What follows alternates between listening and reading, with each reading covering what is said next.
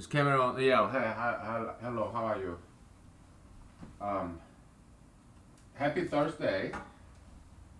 The week flies by, man. That's good. I mean, yeah. That means I guess my life is good. How about you? Does time go very slowly or fast?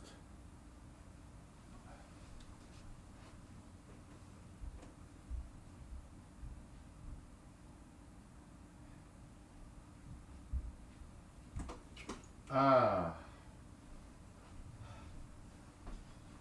I kind of like my hairstyle today. So I yeah. I mean, I took daily selfie anyway.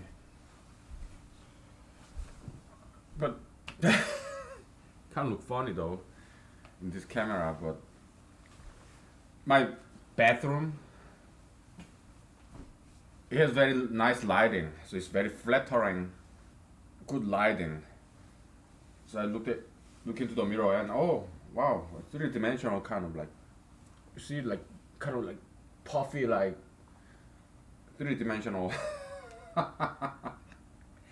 Okay, so we did this. Okay, we're gonna give it a name and make it. We're gonna generalize this and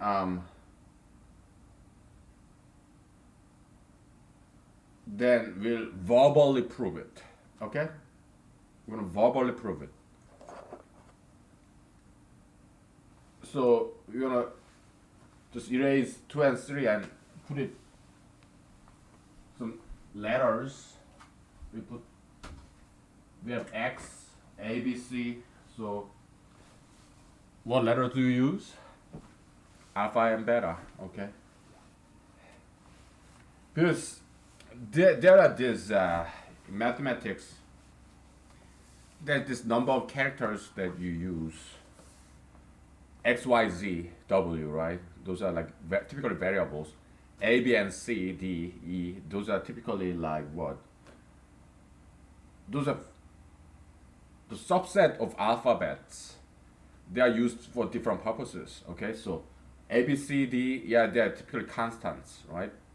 How about M, N, L, O? There was a typical like integers or natural numbers, variables or constants. Okay, so and I and IJK they are typically used for what basis vector, right? In the vector algebra, linear algebra, vector space, or like yeah, linear algebra, IJK, the typically the column, row column indexing. Okay, so different families of variables, subsets of alphabets, they are used for different purposes. Okay, so right now we ran out of alphabets, so 2 3 2 3, right? We just call it alpha and beta. Okay, alpha, beta. Yeah, this brown is not too bad. Alpha, beta, multiple, multiplication. Okay, and then that's that, and then we verbally prove it. Okay, and we give it a name. We just call it bridge theorem, right?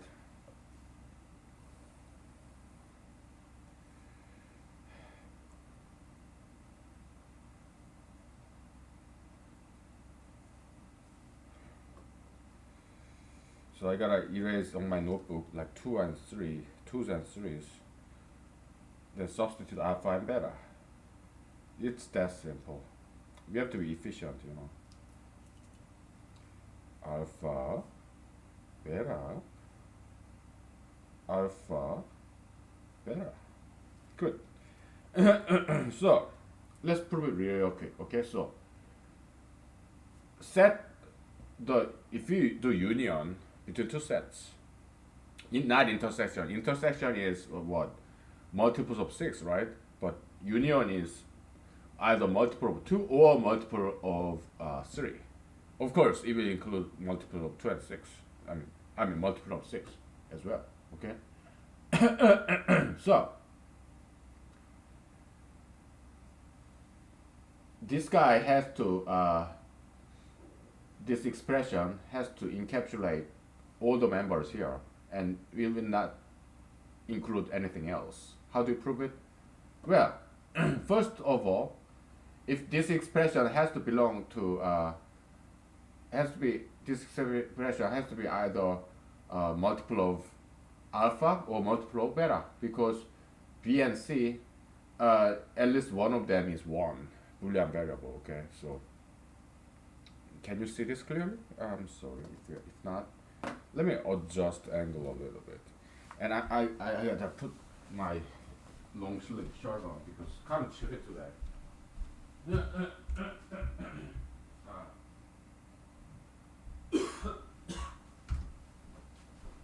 Okay.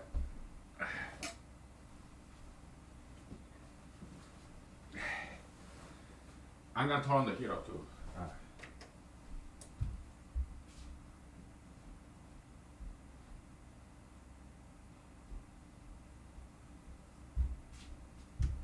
But I will not grab the blanket. Alright, you cannot see this well? How about now? Maybe a little bit better. Yeah, you can see this. Alright.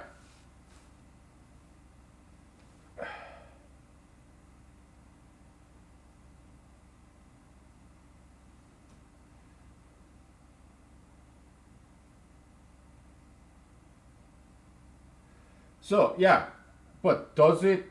We know, we just verbally proved that it has to be either multiple of alpha or multiple of beta, because B and C, they cannot be both zero at the same time. Okay, at least one of them has to be one, right? Now,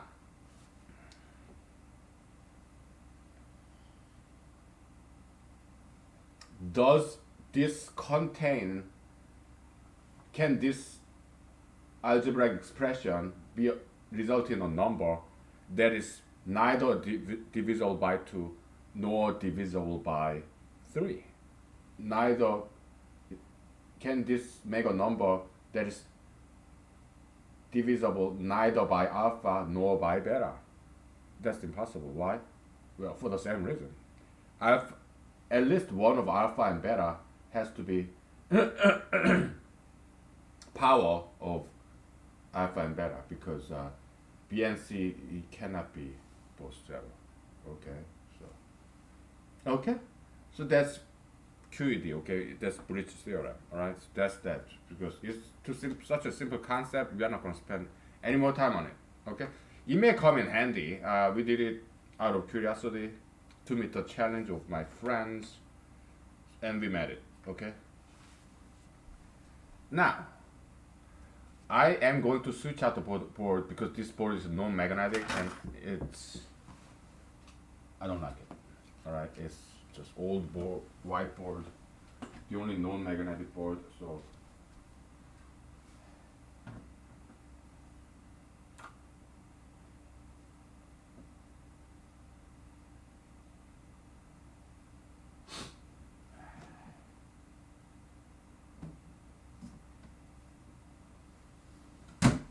we use this board. Okay, I have no idea what I try to prove here, demonstrate. I don't know.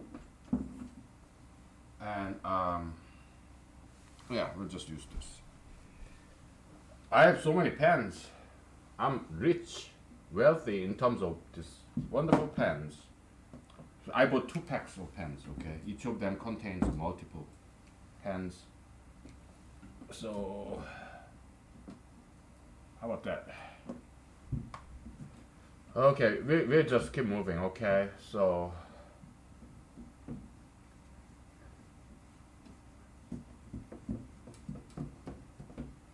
because we don't want to be too lazy. I mean, didn't we have enough fun already? We're a long way to go. All right, so I'm now hot. I'm gonna turn off the heater. I'm sorry. Oh, too hot.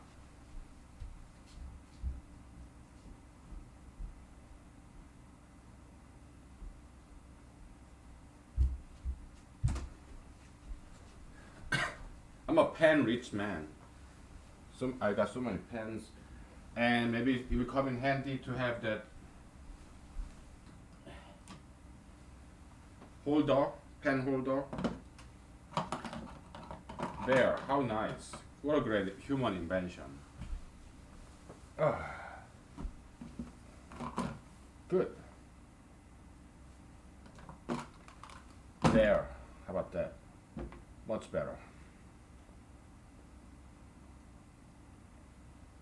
Okay, so uh, let's keep it rolling, okay? Because it's been too long a while since we did mathematics. All right, we just keep it rolling. So mu algebra. um, uh, well, let's start with K. Kappa set, quotient set. Okay, so you have divisor and you have upper limit top. Okay, is equal to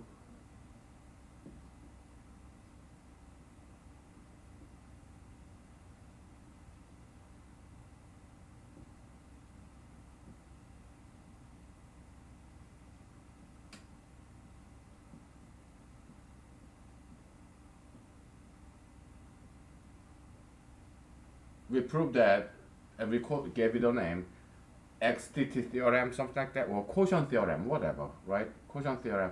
So we proved that KDT, absolute value number of members, it's TQD, right? That's what we proved. Now,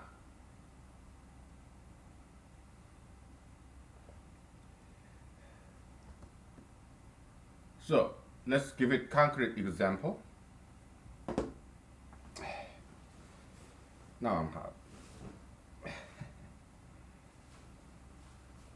What is this quotient set? It's set of quotients. Like what? It's like this. You have a multiple set, right? M set. Let's say M to 10. All right? M to top 10 is set of multiples of 2, and it goes all the way to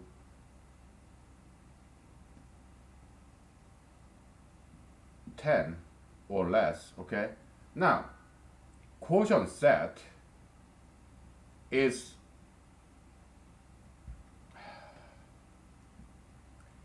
quotient set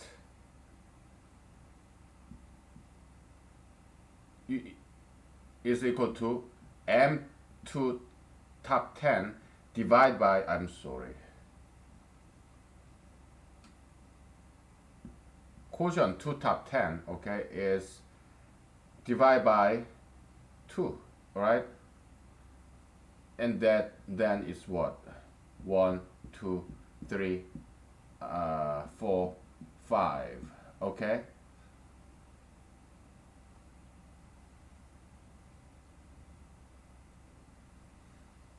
I know this definition is very funky, and perhaps you can come up with a better definition how to define this quotient set.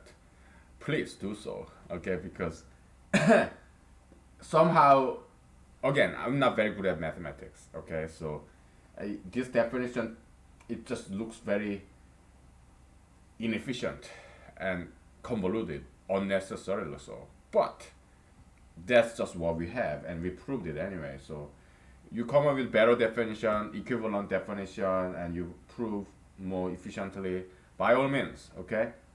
So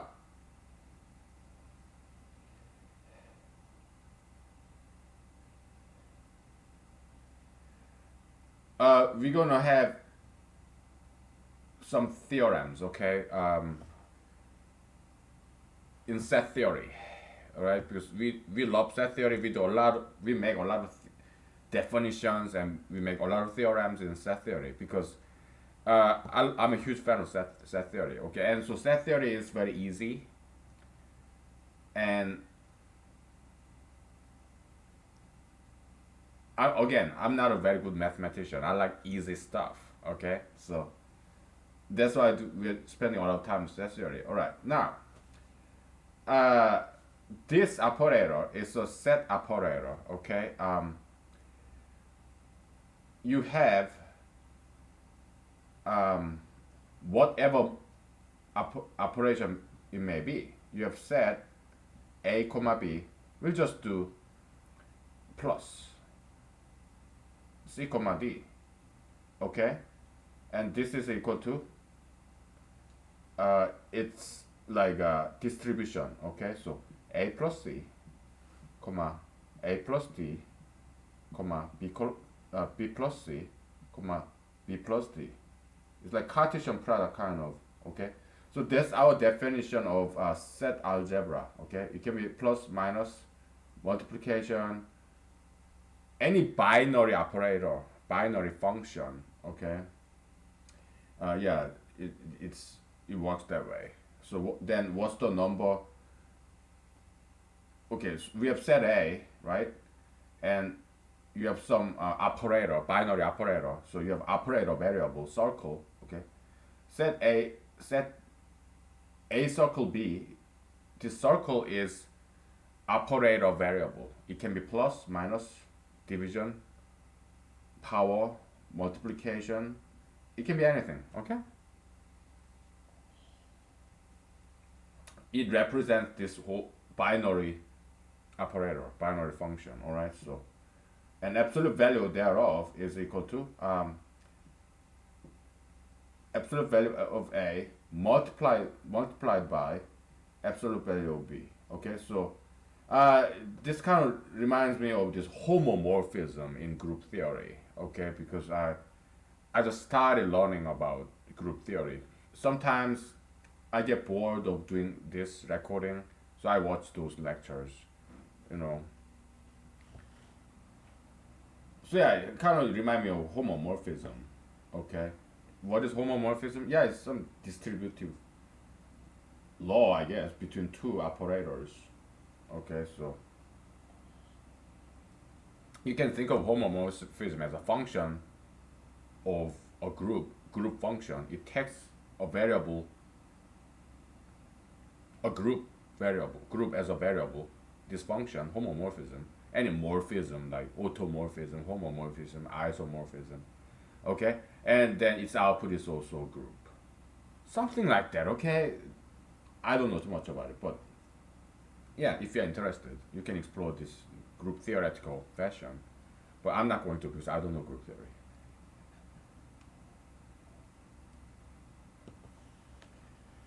I can roughly have idea. I have rough idea what it's about. Okay, that's it. All right, I'm not good at it at all. Now, so that's that. Okay, and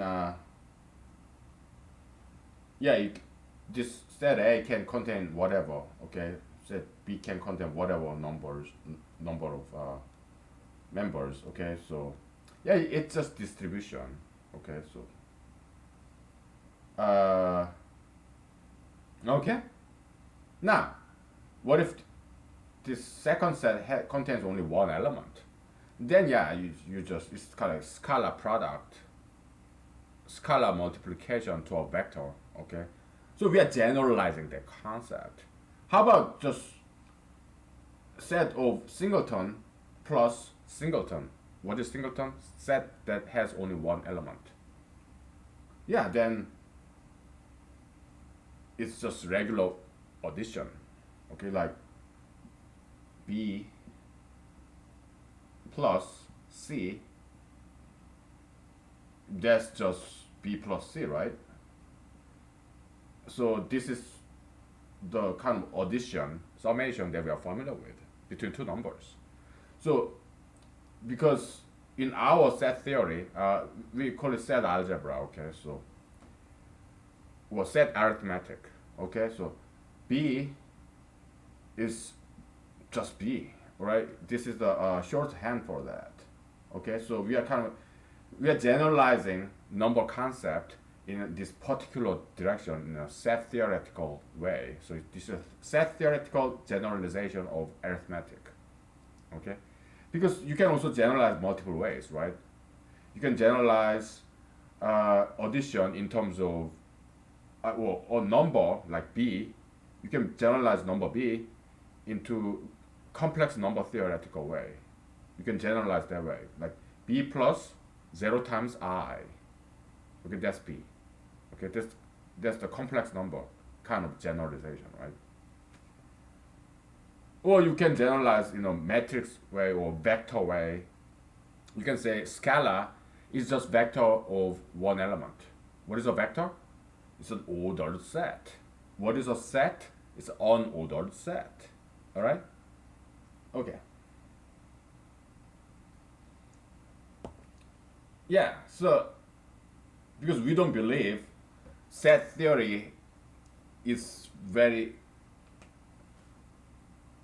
exhaustively investigated area.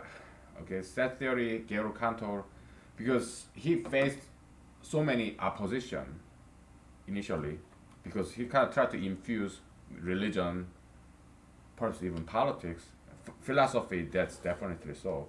Yeah, theology and religion, theology, philosophy. He tried to kind of amalgamate that into set theory. Okay, so because he's a philosophical, also religious man, probably that's why he was able to come up with set theory and his theory of infinity. Okay, so I think religion actually helped.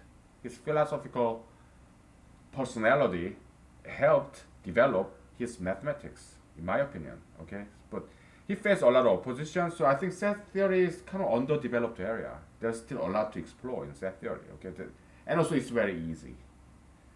So yeah, to me it's a perfect subject for me to investigate because it's easy, underdeveloped. Okay, in what finance term, undervalued product. So what do you do as an investor when you see an undervalued company? You buy their stock because you predict that this company's stock will go up. Because this company will do very well. Yeah, probably will give out dividends and whatever. Stock is good as long as companies are required to pay dividends. Okay, so we talked about this a long time ago. We call it super stock. We called it super stock, where company's profit is above certain threshold, then this company is obligated to pay out dividends. But only if this company is doing really well. Okay, so super stock. Okay, so all right, we'll take a break. I'll give you some vocal rest. We'll be back. Okay. Yeah. Okay.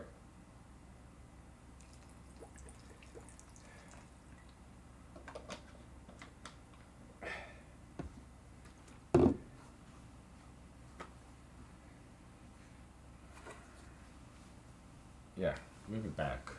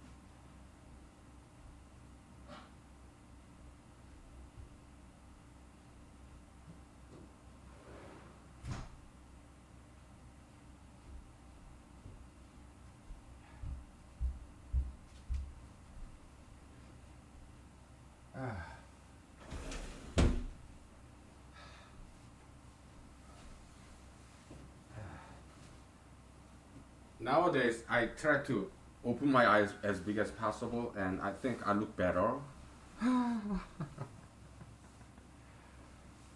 Yeah, facial expression is so important. That's something my mom emphasized very heavily. Facial expression. Do a good hair, have nice clothing, have a good facial expression. Yeah, look presentable, look nice. Yeah, yeah, good education. Oh, my mom, she's beautiful. She's in her 70s. She's still beautiful, extremely beautiful. She's an artist. Fine, she's studied fine art in college in Seoul, South Korea, and it was a very prestigious fine art. That university is general university, but that university is very well known for fine art. It was women's university. I'm not gonna tell you which, but yeah, she she went there, and great artist. Her clothing, her fashion, yeah, she put on makeup too, and but yeah, with or without makeup, she's beautiful. My mom is very beautiful lady. Okay. And I saw her photos when she was young, black and white back in the days. I think she became more and more beautiful as she ages. Some women are like that, not just Koreans, not just Asians. Yeah, black. I've seen blacks, some whites, females who are like that. As they get aged, they get become more and more beautiful and fashionable. And my mom was one of those. Okay, okay, so and anybody can be that. I mean, for men too. Some men get more and more handsome as they get older. Okay, yeah, you can be that too. Just do diet and exercise. Be fashionable. Spend some time. Do facial expression, facial muscle, all these gestures, and yeah, it's all work, labor, and you'll get it. Just like Jesus said, knock, the door will be open to you. Ask, God will give you Holy Spirit. Yeah, beautyism is a Holy Spirit. It's a good ideology. You work for it, you get it. Okay. You can be a very beautiful person. Okay. Okay. I try. All right. And I think I'm getting some good result. Uh, because you have to believe that you are beautiful, you're pretty, and then you will become beautiful and pretty. Do I want to be handsome? No, I'd rather be beautiful and pretty. Okay. Oh, I want to have long hair. But no makeup though. No, no. I'm not gonna put on makeup. No, no, no. Women, they don't have to put on makeup, but they're allowed. Okay, so. Alright. This is an expression, artistic expression, makeup. It's a very traditional thing, both East and the West. Asia. Yeah, they had traditional makeup. Okay, so makeup isn't Western thing. Yeah, Asia makeup, traditional makeup exists in Asia, China, Korea, Japan. Okay, so all right. We're gonna have to call this a theorem, okay? Because that's how we're gonna prove m TD absolute value is same as this. Okay, so we're gonna have to prove this. How would you name this? We just call it absolute value theorem. Okay, so why? Because we don't want to spend too much time naming things. Yeah, you may call me a blasphemer of mathematics, sacrilegious of mathematics. What? Vandal! The vandalist of mathematics. Oh, how dare you vandalize mathematics? Wasn't it enough that you tried to vandalize Wikipedia? Now you're gonna vandalize the entire mathematics? You know what? We're gonna hang you on a tree, impale you, cut your head off. You blasphemed against all of us. You blasphemed our God, mathematics. To me, mathematics is not my God, it's my food. I eat it. Oh. I consume it, okay? So, yeah, I create it too. Well, I proclaim it. How about that? Yeah, God gave me this, so I'm just a messenger, okay? Just a delivery boy, okay? I'm just a mailman, just a pizza delivery boy. That's all I am. Just a messenger, okay? Courier. Courier.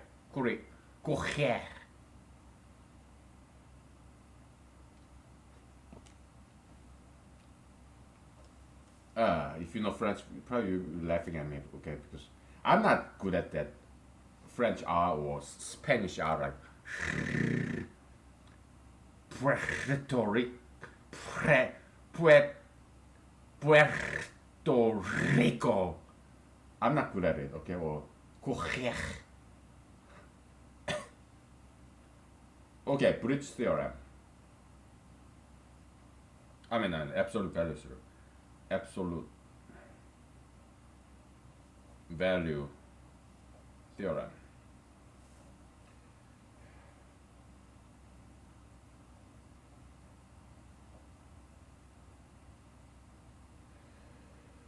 We're gonna verbally prove it. Verbally, alright? So, because we define set A circle B.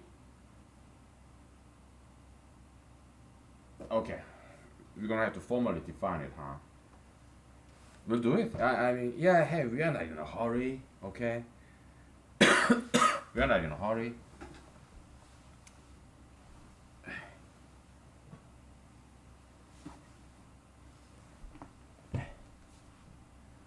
What?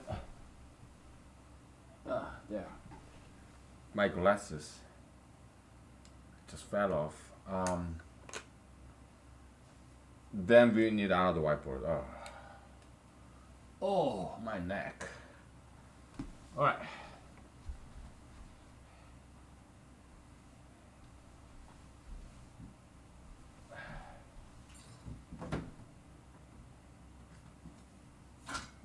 This guy.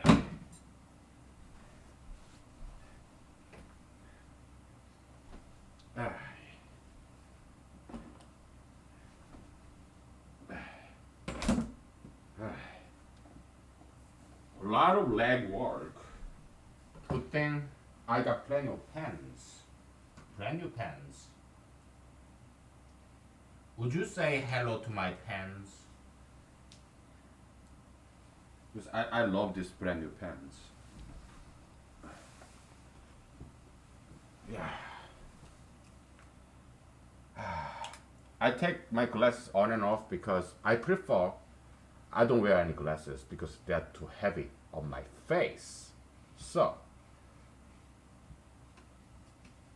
I put on glasses only when I need it. Alright, so like when I drive and whatever.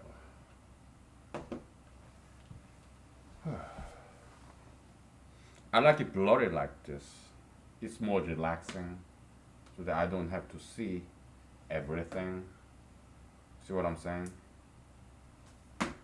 So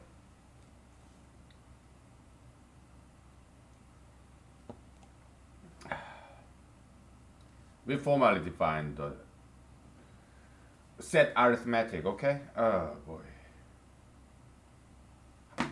How about this? Never used this color before. Ah man, it's too light. Get out of here. Oh, this is decent. It's kind of light.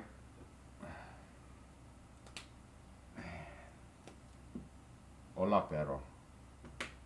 I like it like dark, thick, so that you can read it.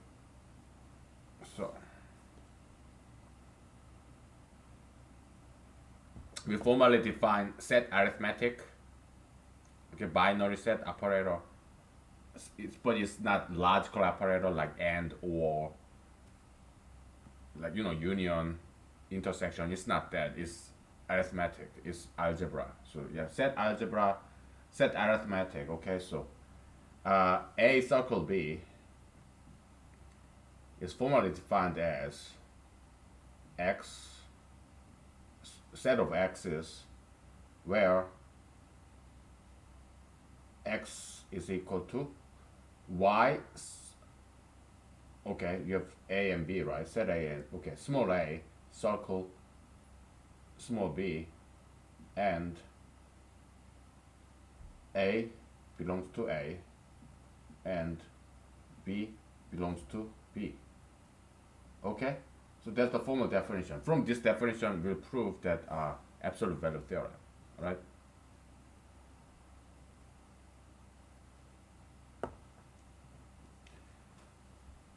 Yeah, I mean, me, trying to open my eyes as big as possible. Jesus said something like that, okay? But pastors, they don't talk about it. Why? Because they don't understand why Jesus said it. We do. Because we're humanologists. We want to look good. We want to be beautiful. Jesus said, have light in your eyes. Because if your eyes are dark, eyes are the mirror of your soul. If your eyes are dark, then your soul will be even darker. Okay, so yeah, Jesus said something like that. So look it up. I know Bible inside and out because I read it 3 times from cover to cover. Let alone hearing pastors, or back in the day Bible schools. Yeah, more than 3 times. So okay. Yeah, church is good. Pastors, preachers, they're all cool. Okay, I love them. They're my teachers, mentors, my parental figures. But we are just better. We are humanologists. Okay, because we are next generation. We are supposed to be better. We are supposed to be bigger and better than our own parents, our own parental generation. We are supposed to be better. Okay, so if we are doing our job, because we are evolutionary product, we are supposed to be better than our parents. They will make our parents very proud and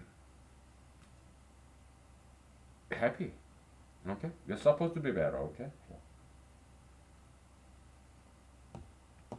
Because they love us. They want what's best for us. Okay? Now,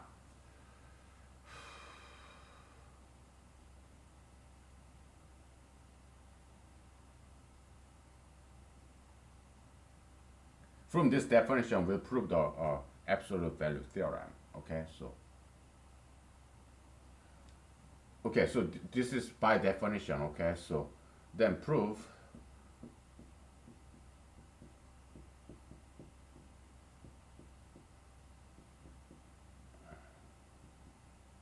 okay prove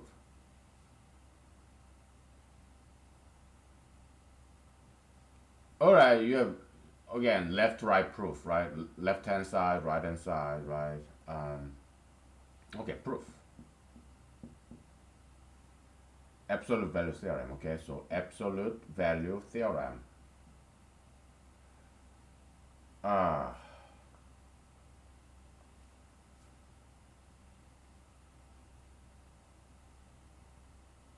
how many of the of how many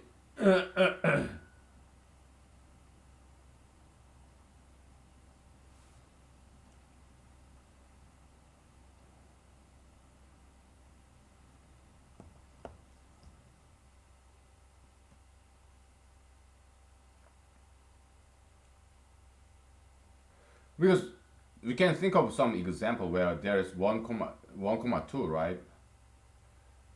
And you can have some multiplied by 0 comma.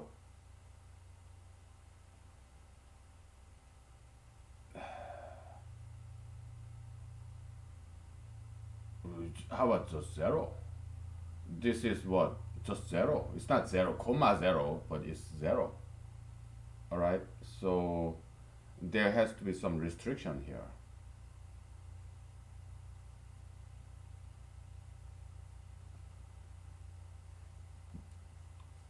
Okay.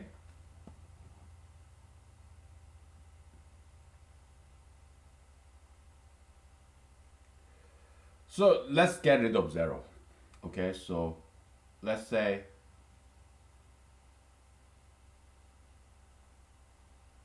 and zero does not belong to A or B. Okay, so A and B they don't contain zero. So yeah, so then this problem is solved. So yeah, we are modifying the definition so that we can prove this more easily. Yeah, it kind of sounds like cheating, right? But it looks like cheating, but it's not. Why? We are in a design phase. It's like we are creator. It's like we are God. It's like this is God class. How to become a God? How to become a creator? This is God class. I'm teaching you how to become a God.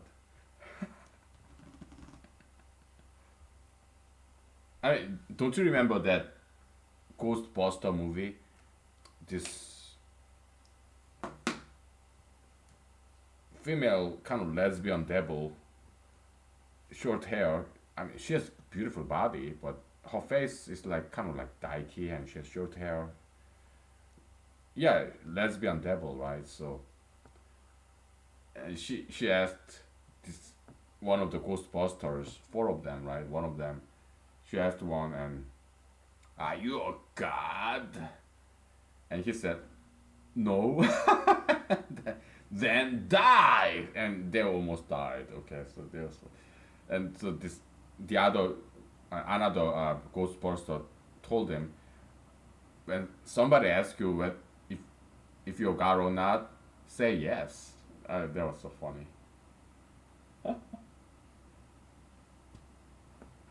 It's a fantastic movie.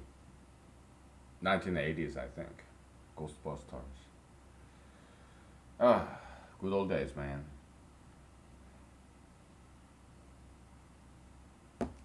Good old days. So yeah, I'm teaching you how to create things, how to be creative. I mean, does that go down better? How to create things. I'm teaching you how to be creative. Creativity class. How about that? Maybe it's less blasphemous. But I prefer calling it God class. How to become a God. Okay, how to become a creator. Okay, so uh, how? Well, probably you need to be single like I am, so that you spend time with God, just you and God and nobody else. Okay, so you have a lot of alone time, me time, you time, God time. So you meet God. You are alone with God. Okay, then you become more like Him. Okay, so but so it's kind of Jesus said something like this. To Jesus, celibacy is a very elitistic thing, very elitism kind of.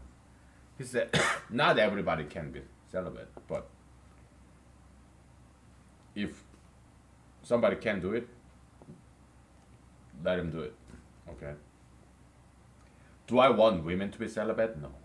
I want women to, if she's very beautiful, I want her to have babies so that she make beautiful babies. Okay. I don't want women to be single. I want women to have beautiful babies if she's very beautiful baby, beautiful lady. If you're a beautiful lady, have beautiful baby. Many, many. Meet a good husband of your own race. Okay? Preferably. Alright? Preferably have meet your own race and have many beautiful babies. Okay. Okay.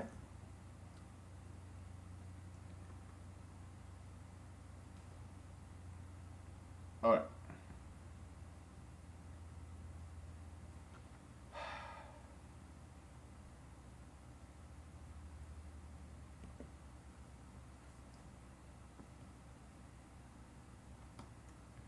So, okay. So A and B they are not zero. Okay. So I gotta write this down. Huh? Yeah, we kind of restricted the definition, which is fine.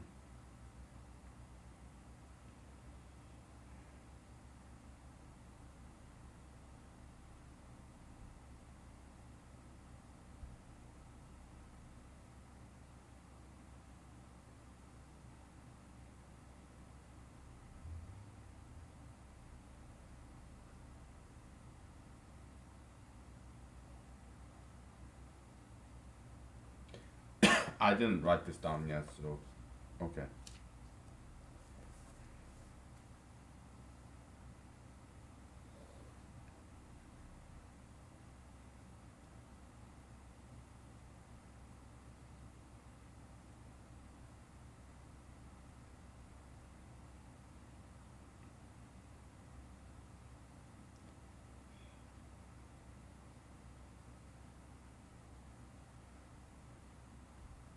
We're counting out zero because we don't want things to collapse.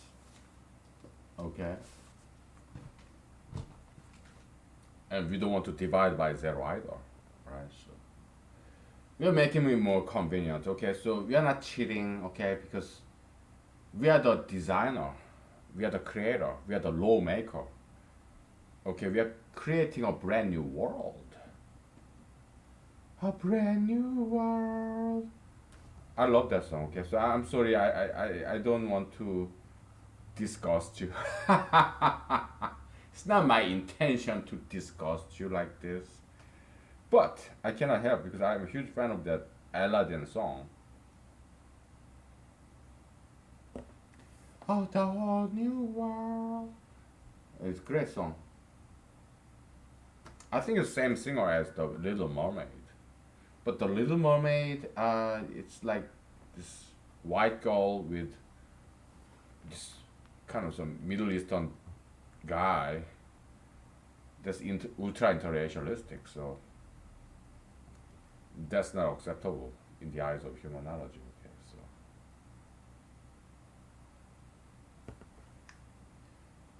so Rapunzel, Disney Rapunzel, right? What?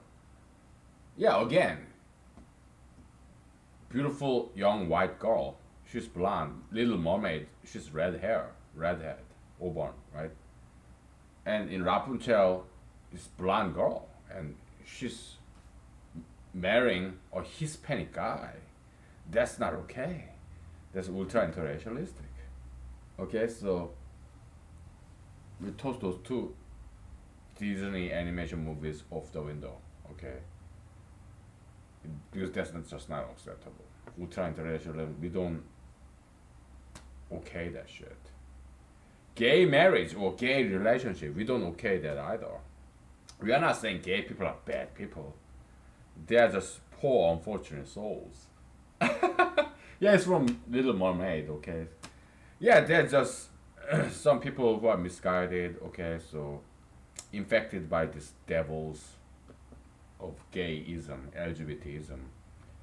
Uh, yeah, but they're not bad people. They're just slaves of this Satan of gayism, gay devil. Okay, so we feel sorry for them. Okay, we pray for them so that they get exorcised, because gayism is satanic. Okay, but we know they're not bad people. I told you about that, right? Yeah, we know they're not bad people. It's just that they have some bad disease. They need to be healed by us. Okay, so we're gonna heal them. We're gonna kick the demon out of them. Okay, so but no violence. Yeah, don't beat them up. Don't bully them. Don't kill them. Okay, so you just need to talk to them. Okay, sometimes, you know, Yeah, so how do we convert a gay person into a straight person? Yeah, that's not easy, right? Uh, how would I do it? Because I have done it before. I just have to gain their trust first. They have to like me, right? So yeah, I become good friends of them, right? I don't discriminate. Are you gay, lesbian, transgender? You're welcome here. Oh yeah, you're most welcome. Why? Because we want to heal you. That's our mission. Jesus came to call sinners, not the righteous. I'm very much Jesus and I'm his follower. I follow his footsteps. I'm not Jesus. I'm not reincarnation or second coming of Mr. Jesus. I'm not even Jewish. There's some black Jews, Middle Eastern Jews, white Jews, Caucasian Jews, but I'm not none of that. I'm sure there are some Hispanic Jews. I'm not none of that. I'm Asian. No, I cannot possibly Jesus. I'm not even Jewish. I'm not Middle Eastern. I'm Asian. 100%, baby. So I cannot possibly Jesus. Huh? Second coming of Jesus. No, I'm not that. Do I want to be second coming of Jesus? Fuck no. No. Why?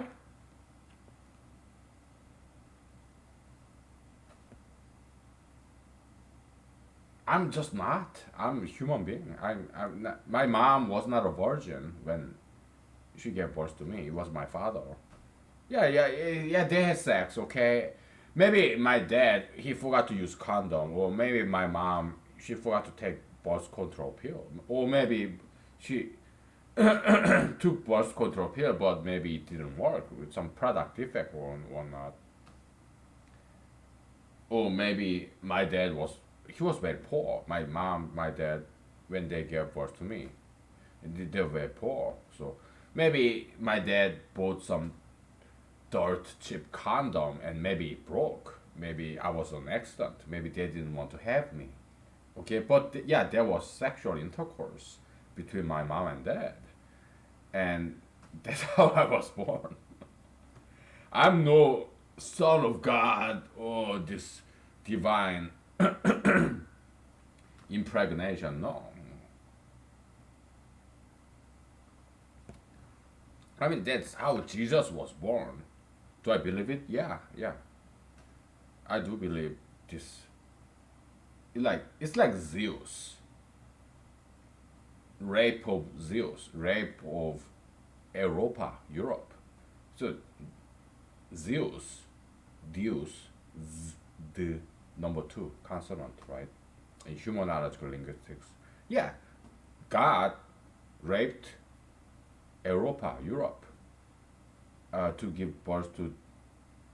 I don't know. I'm not very good at Greek mythology. Okay, but yeah, that's how Jesus was born. Okay, so God raped this Mary, Virgin Mary. It was rape. Oh, maybe it was consensual. I don't know. Okay, did God have sex with Mary? I don't know.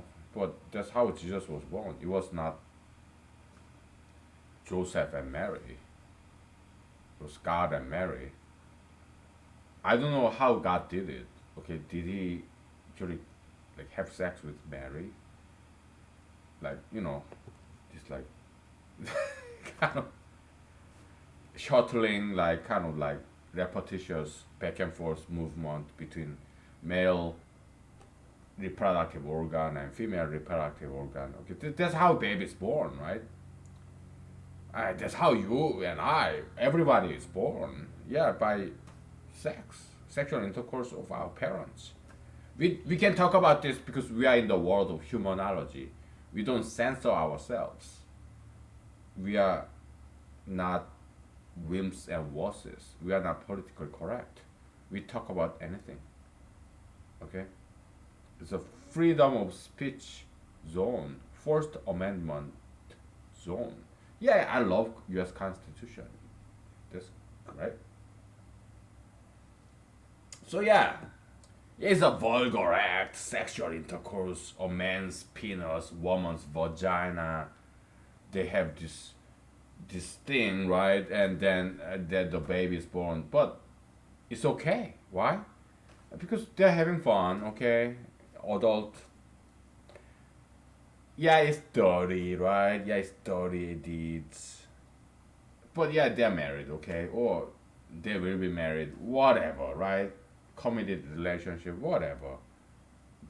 So yeah, a beautiful baby is born. So this dirty act is justified. But sexual, so that's how why heterosexual intercourse is justified, because it results in something good, continuation of humanity. Okay, so like, but we oppose ultra interracialism, by the way. Okay, so ethnic men should not have sex with beautiful young white girl. Okay, so that's not okay. All right, it's too lustful and destructive. Okay, ethnic men should not have sex with beautiful young white girl. All right, so that's ultra interracialism. We humanology, we don't approve that, if that means anything. Okay, but we do object. We disapprove it. Okay. Now, so uh, we better take a break, okay? Because I need some vocal rest. We'll do this, okay? We have 2 hours left, all right? So we get there. I love this vodka, okay? I'm boiling. I boiled my eggs. I'm a huge fan of boiled eggs. It's so cheap and so nutritious. Boiled eggs. I'm a huge fan. Boiled eggs. I eat them all, okay? Your egg yolk, egg white, I eat them, okay? So I love boiled eggs. Oh, I'm a huge fan. Huge fan. Ah, that's so yummy. Boiled eggs. Mm.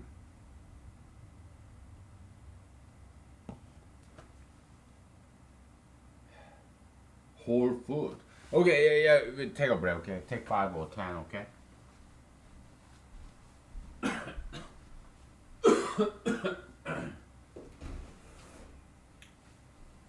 Uh,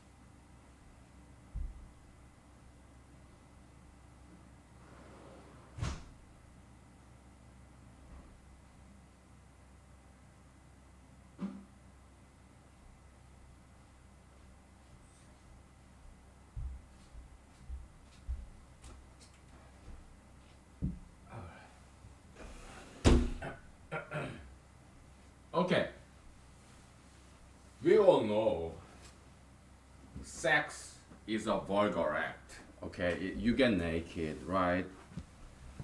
Yeah, yeah. I mean, PG-13. Okay, it's been a long time since I said this. I'm sorry. I should have said this many times, but I didn't.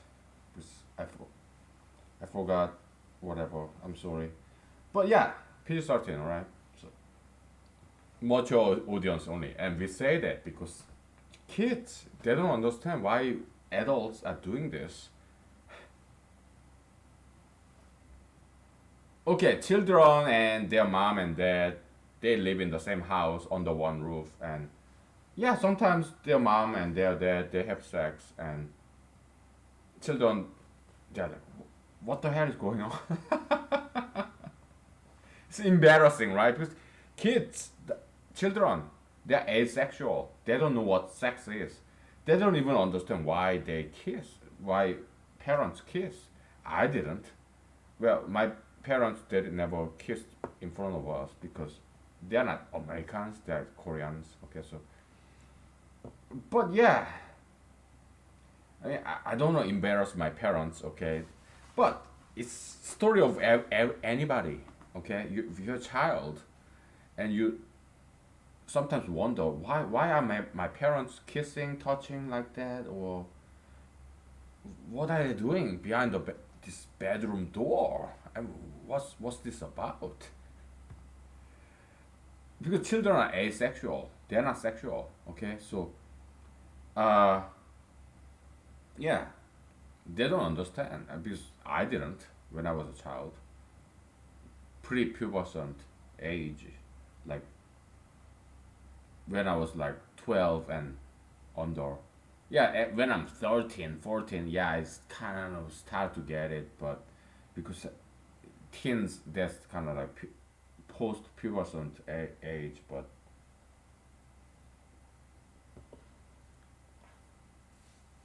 so when I see watch a movie when adult men and women they kiss, I'm like, that's why are they? That's gross. Why are they doing that? This saliva and ee. That's how I felt when I was a child. Any child is like that. Okay, they're asexual. Okay, so but yeah, sex is a vulgar act because man's again it's PG-13. Okay, man's penis is we urinate through penis, right? Pee.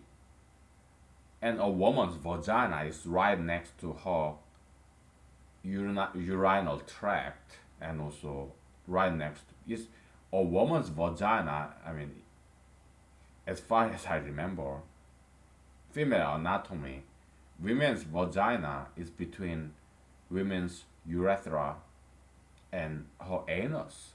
Okay, where she pee and poo. Yeah, it's very dark and dungy, dirty, stinking area for women and men. So sex is something. It's a dirty business. Sexual intercourse is a very dirty business, like STD, like dirty stuff, like stinking. Yeah, the beautiful South. They sang about that. Yeah, yeah, like sticking. Yeah, the beautiful South. British band. They sang about that. Okay, because the beautiful South. They were like, yeah, your father was thirsty, so we stopped in a bar. So yeah, she had this alcohol breath, and we had sex, and that's how you were born. Sticking womb and this beer breath, whatever. The beautiful South, they sang about that. Okay, British band. They are very very different kind of band. Very, yeah, I'm a huge fan of beautiful South. Okay, your father and I, whatever. Okay, so but yeah, it's vulgar act. It's like forbidden fruit. That's one interpretation of Adam and Eve, right? the forbidden fruit, sex, after this they ate this fruit after they had sex, yeah, they're punished. Man, he has to work twice as hard to feed his wife and kids. So man has to labor. That's his punishment for this forbidden fruit, sex. And women get this childbirth, pain and labor of childbirth. That was their punishment. Okay, so yeah, it's something forbidden. I mean, that's one interpretation of this Garden of Eden Act One, the very first act, right? The original sin. Okay, so but babies, yeah, I mean they're ugly at first, right? They're wet. They have this umbilical cord. Yeah, you cut it off, it becomes belly button, whatever. But they grow up to be very beautiful children, right? Again, we are against anti-ultra internationalism. Don't forget that. Okay, so I'm not saying mixed kids are ugly. Okay, some of my best friends are mixed race. Okay, I have many friends, right? But we discourage mixed race, interracial marriage. We discourage that. Okay, because we want to see some diversity. Okay, but every once in a while, maybe it's not too bad. Okay, but ethnic men cannot make the most beautiful young white girls like Jared Kushner, Ted Cruz, Marco Rubio. Here we go again. Okay, yeah, or Bruce Lee, what Tiger Woods, or Ravi. What's that? Ravi. Yeah, this Indian guy.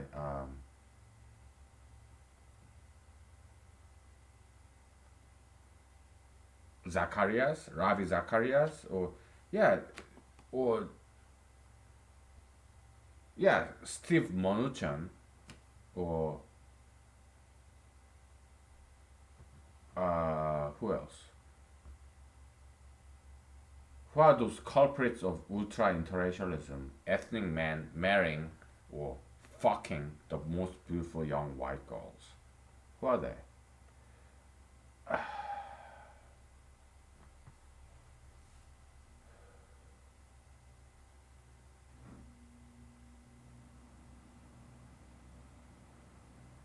Jimi Hendrix, all right, or Steven Spielberg. Yeah, Steven Spielberg, or Jamie Foxx. Yeah, all these ethnic horn dogs going after the most beautiful young white girls. That's not alright. That's not okay. Not in the eyes of humanology, okay? But that's so lustful, greedy, sex hungry bastards. Okay, so don't be that guy, okay? So, alright, so let's say, yeah, you're a man and you marry a woman who's of your own race, and then yeah, your child is very beautiful,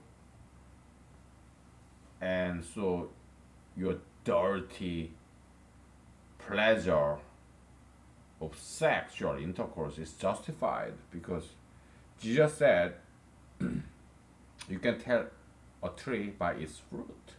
Yeah, your child is your fruit of this love's labor, sex. Yeah, you do this. Oh, yeah, it's laborious. It's very repetitious, like shuttling back and forth. After that, I'm tired.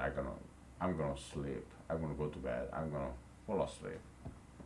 Yeah, such a lot of work. Yeah, I had to convince her to have sex with me, and I had to, buy her dinner, buy a bouquet of flowers, and oh, it was a lot of work. And the sex act itself, oh, I have to take off my clothing. I have to take her clothing off, and then this like again and again for an hour, and then oh yeah.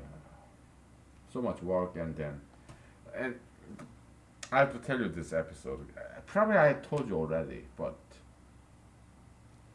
yeah, I met this African American gentleman when I was living in Eastern Coast.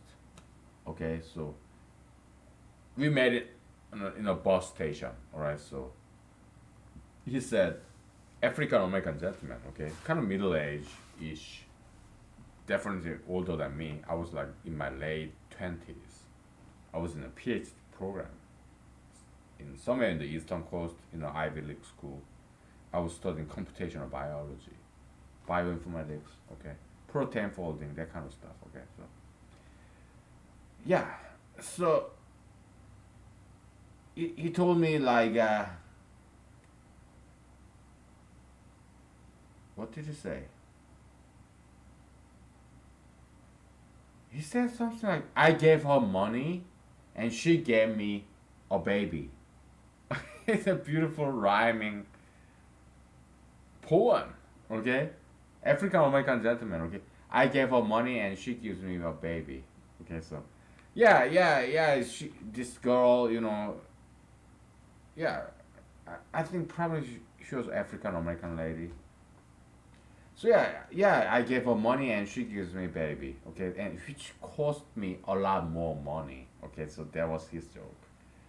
Oh, that was so good. Okay, so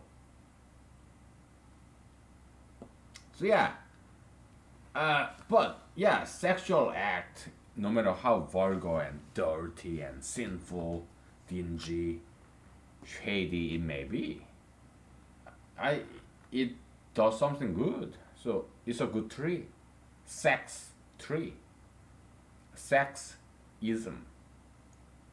Not sexism, but sex slash ism. Okay, yeah, sexual intercourse ism. Heterosexual. Okay, heterosexualism. All right. That's it makes some good fruit. Okay. So yeah, the sex act is justified, but homosexualism, they're not making any babies. So all this homosexual sex is just dirty. So yeah, that's why it's a bad tree, bad ideology. Okay, so I know some gay people are good people. I know that. I've seen them. Okay, I met them. All right, but this gayism as ideology is unsound and is satanic, diabolic, evil. Okay, you have to know. All right, because it doesn't make any good fruit. What comes out of that? STD in male gaze, ugliness in female gaze. Look at all these lesbians; they're ugly as fuck. I look at the soccer team leader. This, oh yeah, I'm a lesbian, and look at me. I won the World Cup. I don't know. It was very first time in America. I don't know. Well, congratulations. But yeah, you're gay. You're ugly as fuck. Look at you. You have to dye your hair, and you have to just make this grand gesture and this New York parade. But you are female faggot. You're ugly as fuck. Okay, so all your accomplishment as the soccer American soccer leader who led to the victory of American female World Cup, perhaps for the first time, I don't know. It will all become bubble because yeah, just because you are gay. Okay, because gayism it will collapse. Okay, so if you are gay, I recommend you to get out of there and be straight. Okay, because you get hurt. Okay, not by other people. Nobody will abuse you, bully you, kill you, hurt you in any way. But you will implode because the ideology of gayism is satanic, diabolic, and devilish. it's bound to collapse. Okay, so before it collapses, I want you to get out of there and save your fucking asses. Okay? Because I say this because I care about you. Alright? Take it or leave it, okay? Let's take a break, okay? We have a lot of time, so yeah. Take 5 or 10,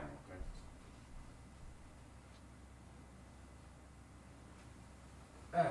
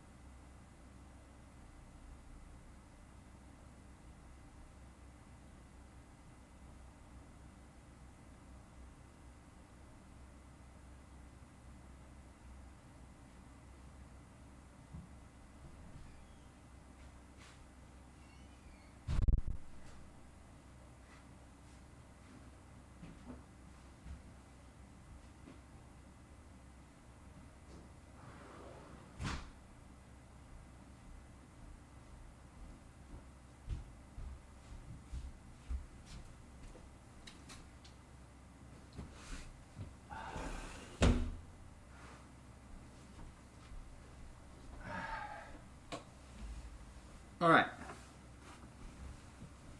So yeah, let's get back to mathematics. Okay, so we define something out of definition. This definition we can make a theorem. All right, so absolute value theorem. All right, so okay, so neither A nor B is zero.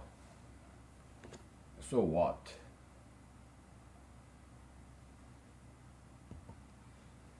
Can we make some counter example? But if none of them are zero, then no. It's like one-to-one mapping kind of stuff. So in set theory, no redundancy is allowed. That's peculiarity of set or set. You have what? Set A. Well,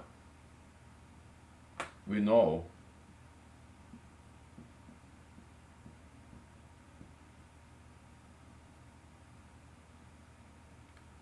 uh,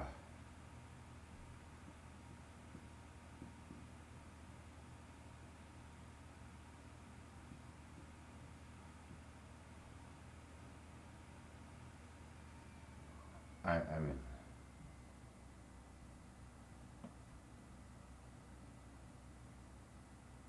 we know that is this parenthesis, this that is a what subordinate sentence. I don't remember the linguistical terminology.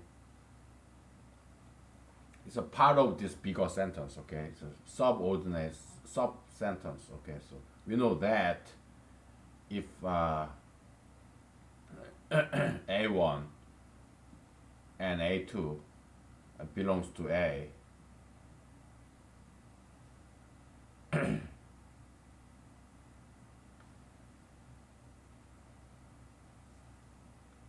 how can we express this? Okay, no redundancy is allowed in a set, traditional set theory. How can we express that? There's no redundancy. It's not like 1 comma 1 comma 2.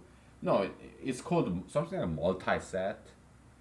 But in traditional set, we don't allow that. Okay, so yeah, no redundancy is allowed. We call it it's a definitional in set theory. Okay, so each element of a set they have to be different, right? Okay, let's say this. Okay, then A1 is not equal to A2. Okay, so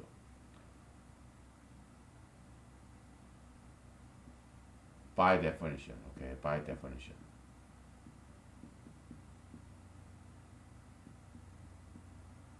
of set theory, okay? We know that. We know that much.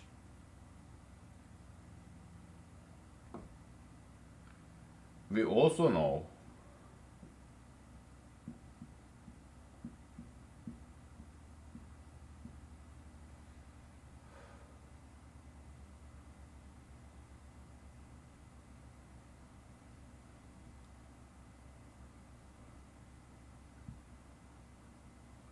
if A1 and A2 belongs to the set A,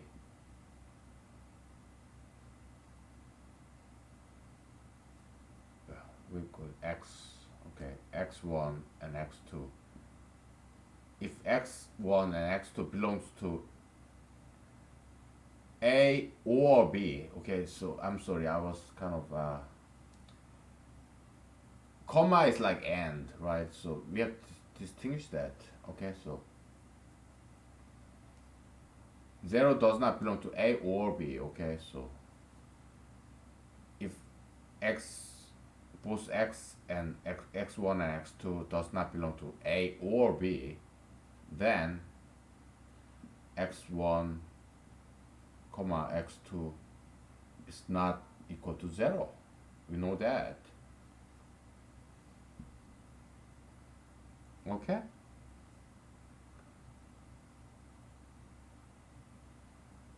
So,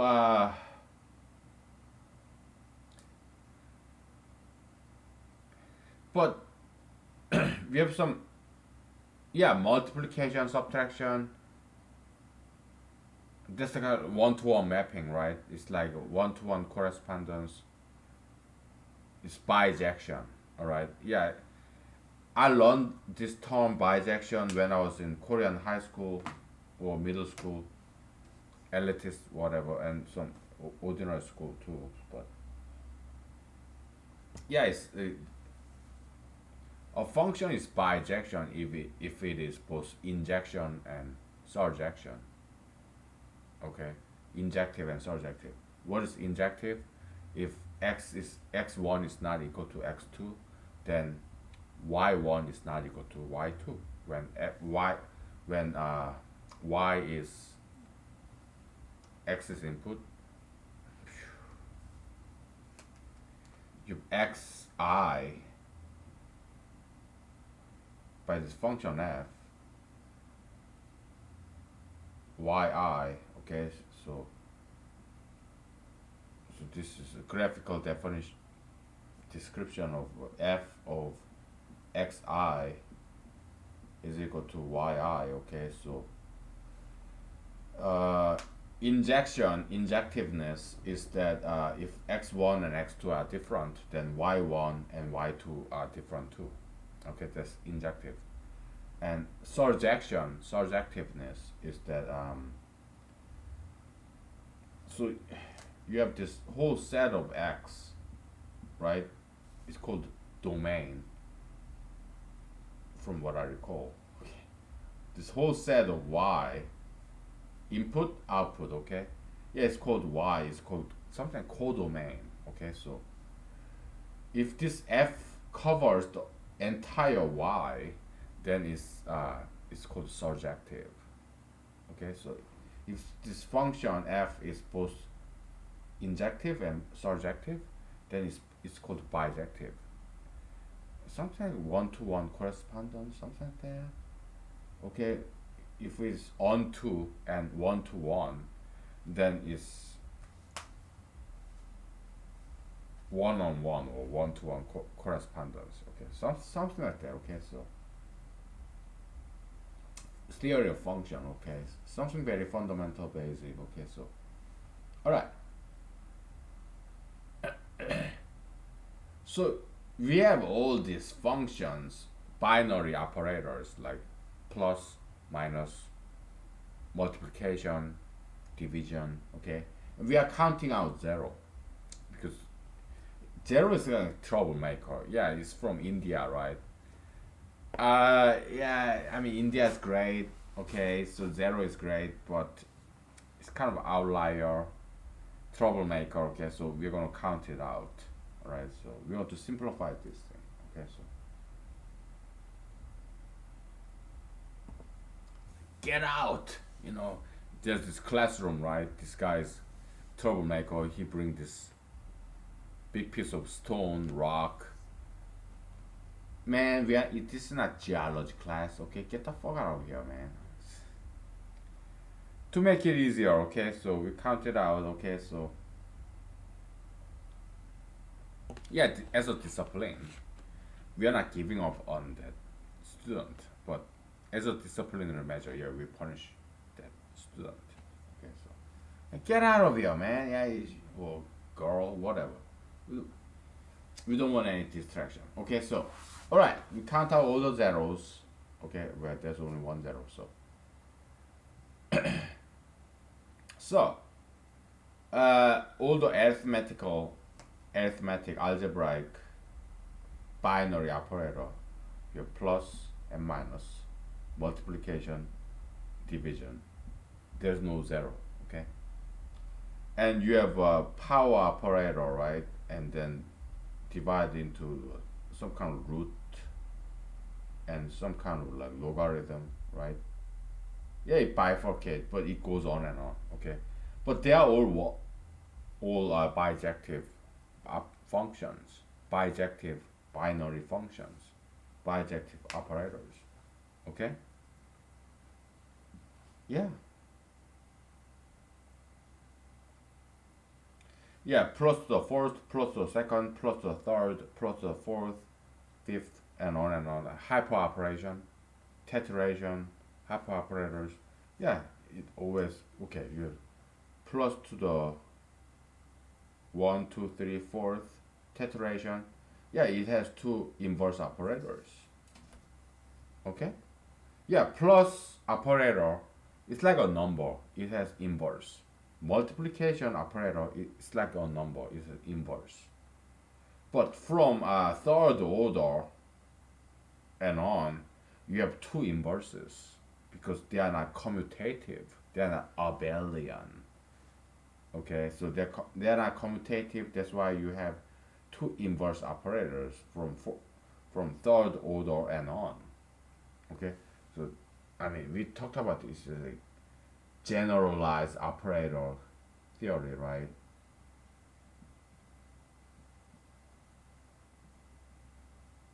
Yeah, generalized operator theory. Yeah, Donald Knuth, he has up arrow, down arrow, but it's very inferior notational convention. Okay, so a better, superior next generation notational convention is yeah plus to the first, plus to the second, plus to the third. Okay. Yeah, inverse operator. Yeah, it bifurcate. Okay. I challenge you. Find some operator whose inverse operators are three and not two, or even n. Okay. Yeah. Surprise me. Okay. So it's my challenge too. Yeah. Some define, create a function, discover a function whose inverse function is not one, not two, but three or more. Okay, so it surprised me. Okay, so that's my challenge too. I don't know of any. All right.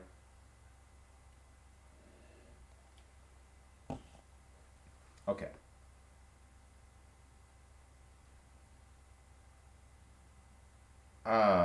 But all these functions and inverse functions, they're bijective. Okay, so it's one to one function and also it's onto. Okay, maybe I'm wrong. It doesn't matter for our purposes. Okay, so all we need to know is that so yeah this let me take a picture of this. If I can find my camera, it's back there. So I'm not gonna take a picture of this, okay? Because yeah, I'll let you figure this out. All right. So it's a hidden, deeply hidden treasure. All right. So cherish it, appreciate it, okay? Because I'm not gonna take a picture. I'm not gonna write it down, okay? If you are here with me, yeah, you saw it, okay? It's a hidden treasure, right? In this treasure island in Alaska, okay? So just between you and me, okay? Yeah, go ahead and discover something new, okay? All right. So all this plus, okay, plus to the plus minus I, okay? So it's the power of this operation, plus to the first or minus first, plus to the second or minus second, plus to the third and plus to the minus 3, plus to the minus I. We cannot do the I, use I because n, okay? So you have plus to the minus 1 and also plus, I'm sorry, minus 3, and you have plus to from third and on, power operator, okay? Plus the minus 3i, plus to the 3i, because I is like minus, you know. You plus to the minus 3 and plus to the 3i, and this is what? Some root, right? And this is like a logarithm, okay? Yeah, you have two inverse operator. We call it minus 3 and 3i, okay? Just for fun, okay? So and you have plus to the minus fourth and plus to the 4ith. Okay, so yeah, but they're all bijective. Okay, as far as I can think. Okay, I think they are bijective. All right, so yeah, but it's not that important. Again, between you and me. All right, so yeah, prove me wrong or prove me right. It doesn't matter. Okay, name a theorem, prove it, disprove it. Okay, but for our purposes, we gotta prove this absolute value theorem.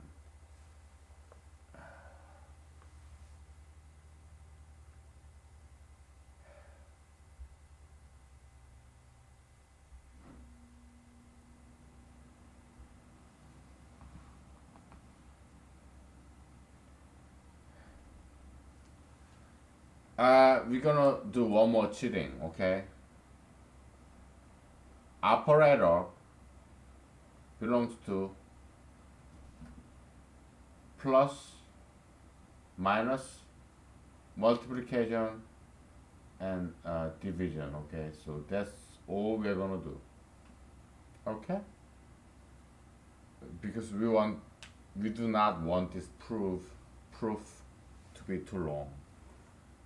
I gotta eat and sleep and go back to work tomorrow. Okay, so we just do four algebraic arithmetic operation: addition, subtraction, multiplication, and division. Okay, so that this operator circle, it belongs to this set of operators: plus, minus, multiply, divide.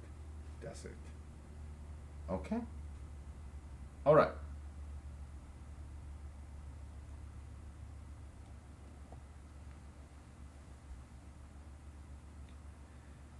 And we are not even dealing with integers, all right? We are dealing with natural numbers, one or above, positive integers, all right? So, okay. And we're gonna cheat one more time, okay? One last time.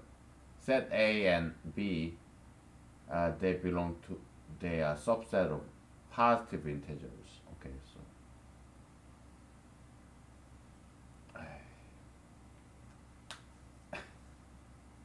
we are restricting it. We are confining ourselves to make it easier to prove, okay? But yeah, hey, it's our world, our universe, so we can do whatever we want, alright? So we are the lawmaker, legislator, God, creator, okay? So we are kind of above the law, kind of. But we don't kill any people. We don't steal from anybody. All right. We are nice people. We are humanologists. We are ethical, moral. Yeah, philosophical. We don't commit any crimes. Okay. All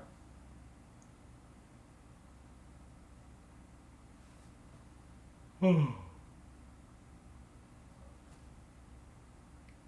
Okay. If A and B belong to positive integers, then we do not need this condition. Zero does not belong to A or B. Of course, because A and B, they are positive subset of positive integers. So we don't quite need that. So we'll cross it out, strike it, okay? B. Okay, so because we still want to see it, even though we are striking out for future reference. Because who knows, maybe we need to modify this definition again. So we still need to see it. Striking, Microsoft Word or Open Office. Yeah, I'm a huge fan of both. They're doing both of them. Open Office, Microsoft. They're doing fantastic. Both of them. Okay, so or any other Word editors, text editors. Yeah, they're all good. Okay. Yeah. So, what are some other text editors? Notepad, Notepad 2, Word Perfect, Microsoft, Open Office. Okay, they're all fantastic. Okay, so Yeah, they're not perfect, but they're doing fine job. Okay, goods and bads.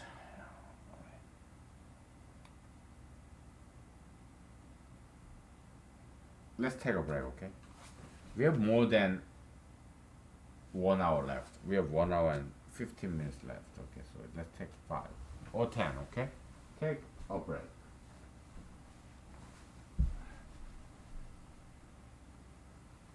All right.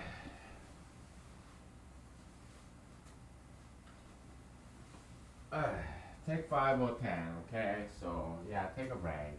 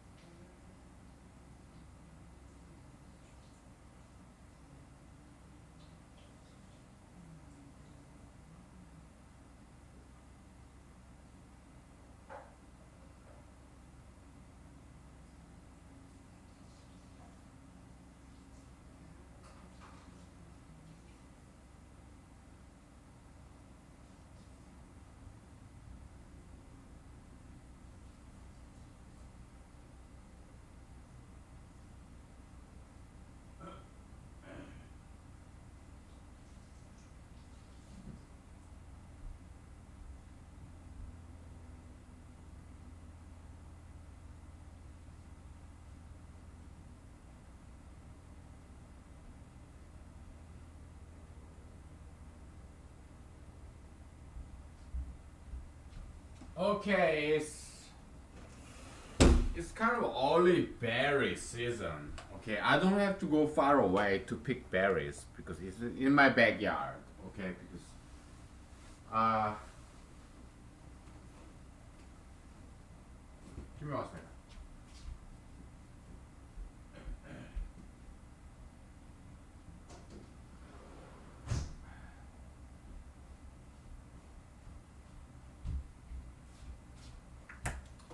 I mean, berry picking, yeah, they're in my backyard because I do not mow my lawn. So,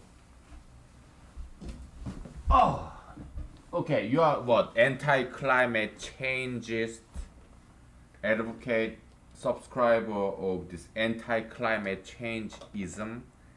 What, liberal Democrat? Well, so am I, kind of halfway because I'm half liberal, half conservative. Okay, so yeah, I do not mow my lawn because I love plants. I don't want to kill my plants in my yard. I let them grow. Okay? Make oxygen. Alright? Yeah. And I know plants. I love science. I know science. I study science because I'm kind of liberal in that sense. Okay, so yeah, look at this. It's rose hips. The only hips and butts I can get. I don't get any female human being butts, but all I can get is rose hips.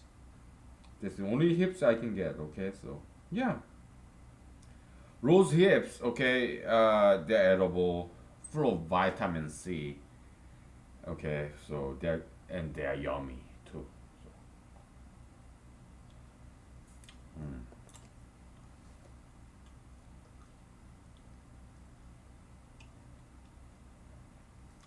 Kind of raunchy and gamey,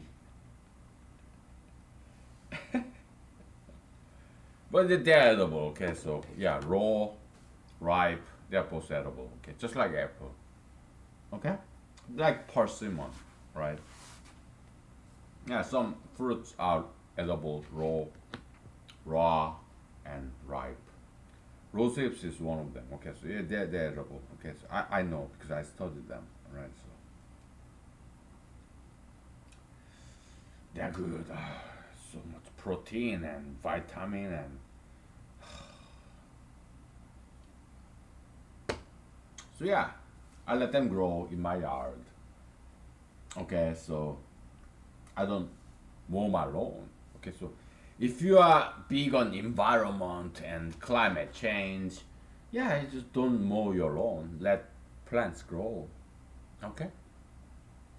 What you are you a NIMBY, NIMBYism, NIMBYist? Not in my backyard. Well, sure, lead by example. Let the plants grow in your yard. Okay, so you gotta change all this. If you're a lawmaker, legislator, with like city council, county assembly, or state legislation, or federal Congress legislators, yeah, you gotta change all these stupid laws. Okay, this homeowners association, all bullshit. Manicured lawn, yeah, it's beautiful. I get it. Okay, but people should not be forced to mow their lawn. Okay, they should be able to harvest edible wild plants if they want to, even in the middle of suburban or urban big city high class neighborhood. Yeah, they should be able to let the plants grow and harvest edible wild plants if they want to. Okay. Yeah, yeah, manicured lawn, yeah, it's beautiful. I get it, it's diversity, but it doesn't have to be that way. If some people choose to let wild plants grow in their backyard so that they absorb the carbon dioxide and slow down the global warming, they should be free to do that. Because this is not North Korea, it's America. It's cultural freedom, liberty. Okay, so yeah, they should be able to do that. Okay, so yeah, Go ahead, make new laws or get rid of old laws. Okay, so another thing. Some drivers they have these cars and they get rid of this sound blocker from their car, so that their car make this loud noise. We have to ban it, make it illegal, and put them in fucking prison or fine them like $10,000 or whatever because this loud car or loud motorcycle it can injure our ears and it's distracting. It's damn too loud. All these cars, motorcycles, they get rid of this the sound blocker. Okay, we have to make it illegal.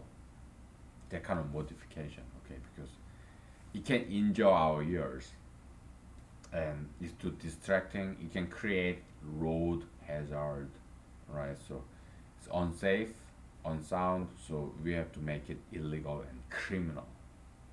Okay, we have to put them in jail or take their money, so that in order to deter that kind of bad behavior. Okay, so they modify their car or motorcycle so that it make big bang, big loud noise. No, when I'm the president, when I am the president, I will put them in fucking jail. Nobody will ever do that again. Okay, because it's annoying to my ears and everybody else's ears. It's distracting.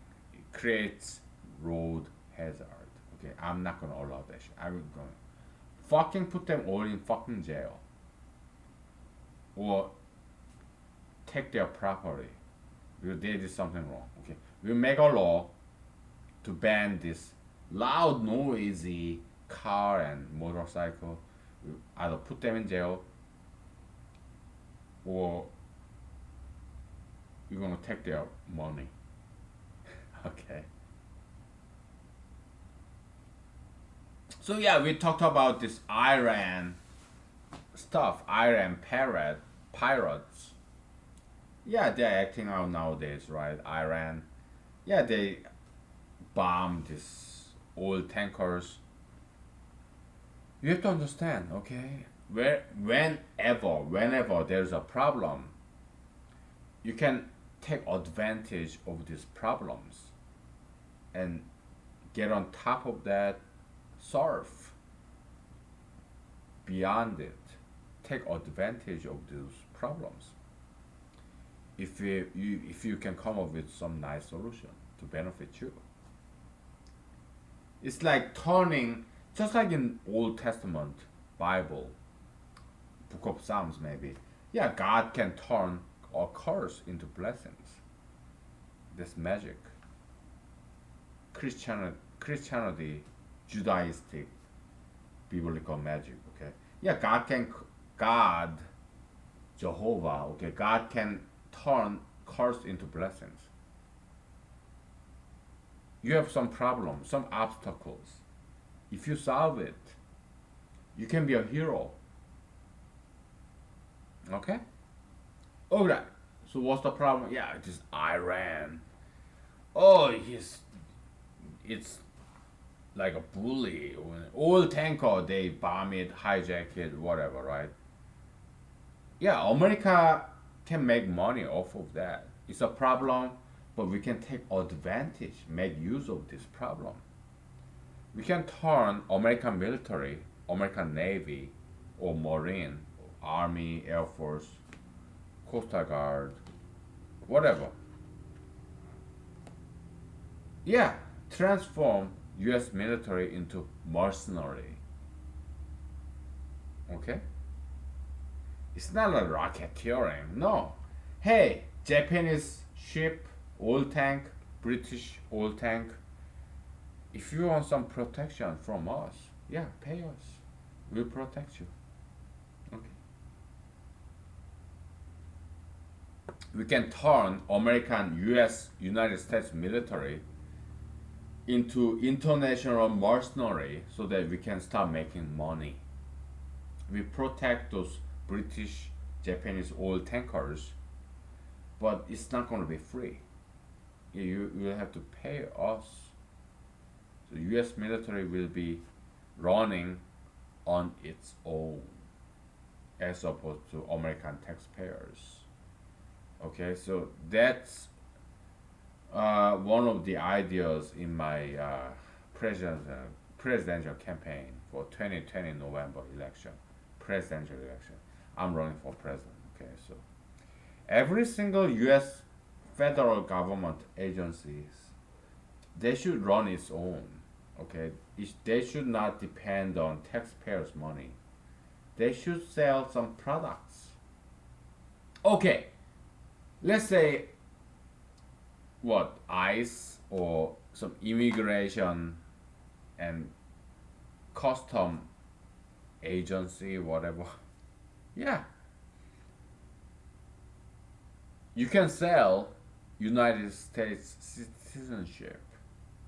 Okay, let's say somebody is in India or China and they want to be a United States citizenship. Okay, then you have to pay us. Yeah, yeah, give us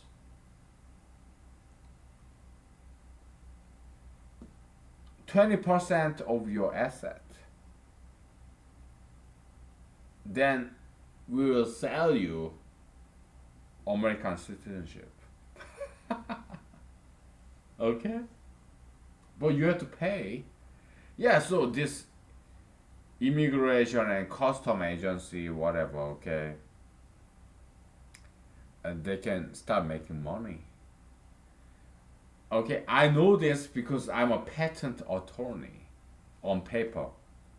Before I got this lawyer's license, I used to be a patent agent, USPTO, United States Patent and Trademark Agency, organization, whatever, USPTO, whatever. Okay, so yeah, I know about intellectual property. Okay, so USPTO was the only one and only United States federal agency that was making money without taxpayers' money. Okay, because it's selling patent, copyright, trademark, whatever. Okay, so yeah, they were making money. So some other U.S. federal agency, they said, "Hey, it's not fair. Okay, we are losing money. So yeah, let us take their money and bring it to us." Okay, so but USPTO was the one and only single United States federal governmental agency that was black letters, not red letters. They had surplus, not deficit. Okay, so I learned from them. Okay, because I studied intellectual property. Okay, so I passed the patent bar, and I was a patent agent. Now I'm a lawyer on paper, so I'm a lawyer, patent lawyer in on paper. Okay, so I don't practice it, but on paper, yeah, I'm qualified because I studied, I passed the exam. Okay, so yeah, I learned a lot because I studied. Right? Yeah, so every single governmental agencies like United States Postal Services, USPS, or whatever Department of Education, they should be making money. So how can the Department of Education, USDE, United States Department of Education, how can they make money as opposed to taking taxpayers' money? Is this? Yeah, universal bar exam. We talked about this way back, probably most likely last year. Okay, yeah, for every single school subject. Okay, yeah, hire some third-party contractor. Okay, make an exam for every single school subject. You pass this universal bar exam system. You pass, let's say mathematics. You pass this one mathematics bar exam. We don't care whether you went to college, high school, middle school, elementary school, but you studied mathematics on your own. Maybe some Amazon, this moldy, dusty, old edition books, mathematics books. Or maybe you just studied in the internet. Or you purchased some old edition dirt cheap books like $5 a piece from Amazon.com. Used books. Or you maybe studied from Wikipedia, MathWorld, Wolfram, whatever websites, free websites. So you know mathematics. You studied mathematics on your own. Okay? Take this mathematics bar exam. Sponsored by, hosted by the U.S. United States federal government Department of Education. Okay? Yeah, it's mathematics bar exam. But you have to pay the fee. Maybe $100. You take this exam, you pass, and then we give you a license. Okay, so U.S. government or federal or state government, they have some authority. Okay, yeah, use it. It's your leverage. Okay, we humanologists, we understand economics, business, finance. We know it. Okay, we even know some accounting. Do I know accounting? Yeah, AL function. Okay, so what is that? Asset. Because I took some accounting for lawyer when I was accounting for lawyers when I was in law school. Okay, asset is equal to what? Liability plus equity. Okay, I know accounting basics, financing basics, economics basics. Okay, so okay. So the Department of Education, U.S. federal government, they can start making money by selling universal bar exam, okay, for mathematics, physics, biology, you name it. Okay, so every single U.S. government or state government agencies, they should be self-sufficient. They should be more like private business entities. They should be selling products if, as opposed to relying on taxpayers' money. The flip side of that is this: private companies, corporations, or non governmental organization, NGO, whatever, private corporations should run more like a governmental agencies. Okay, so plural, singular, it's always a challenge. Okay, so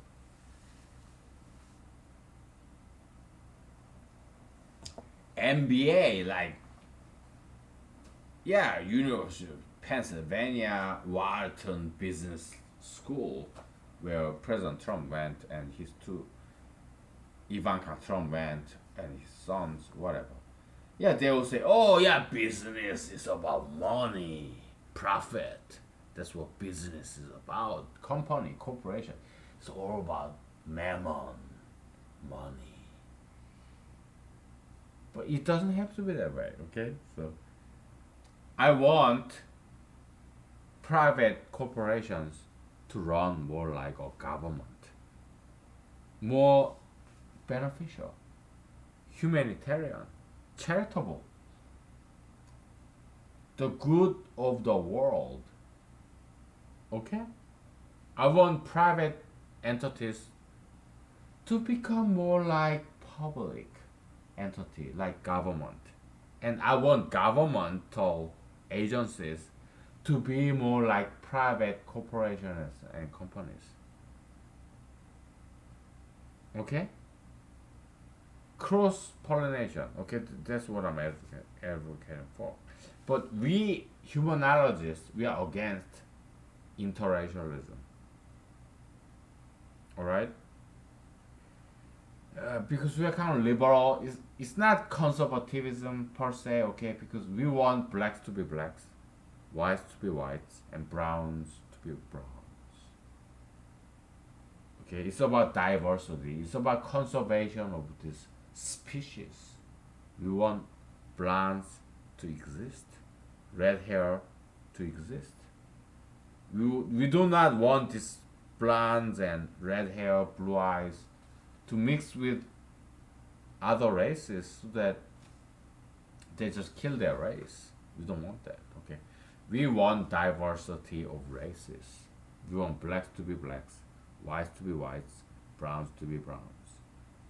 Okay, so it's not conservative. It's very liberal. It's about conservation. It's about diversity. Okay, I want to get this. Yeah, you may be emotional. You have friends and families. Maybe it's you. Maybe you mixed race. Don't get me wrong. Okay, I'm some of my best friends are mixed race. Okay, I'm not saying you're ugly. You're beautiful people. Okay, don't get some of the best beautiful, the most beautiful people I've ever met in mixed race. Okay, so don't get me wrong. Okay, I love you all. You're all beautiful people. Okay, so my goodness, how much time do we have? We have 45 minutes left. We are not getting very far with this mathematics, are we?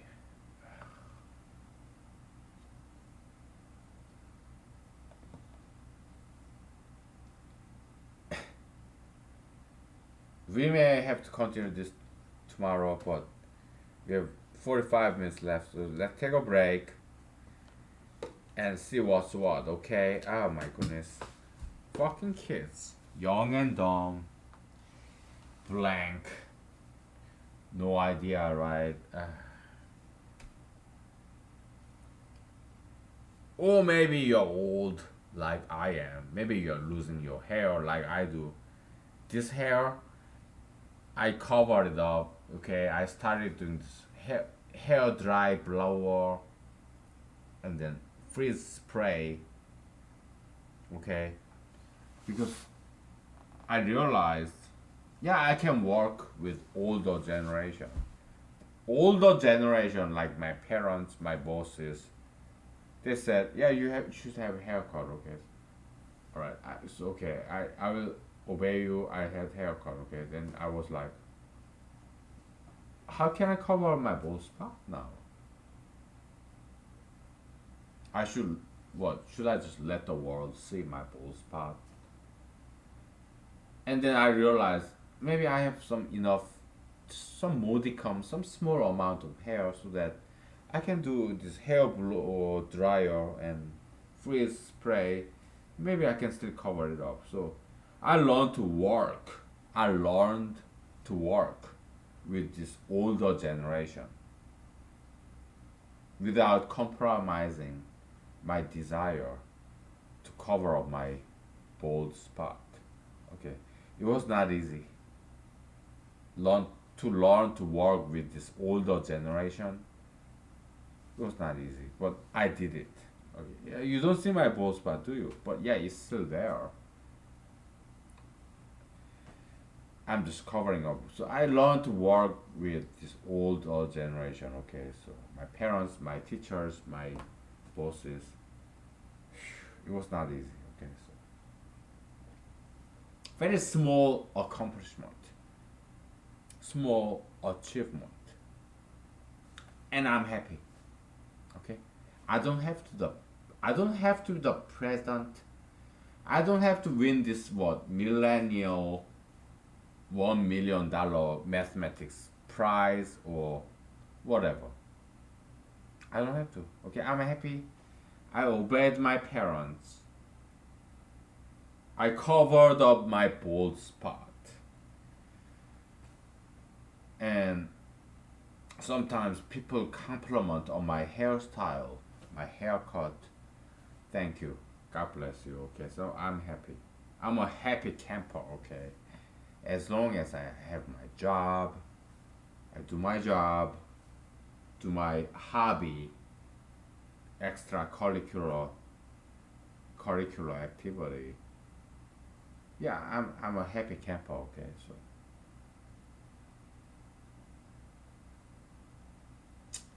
take 5 minutes break. Okay, so, yeah, there are things in this world or in my life that I don't quite like, but I can tolerate that shit. Okay, so Yeah, I'm being patient, okay? So, yeah, take five, okay? We'll be back.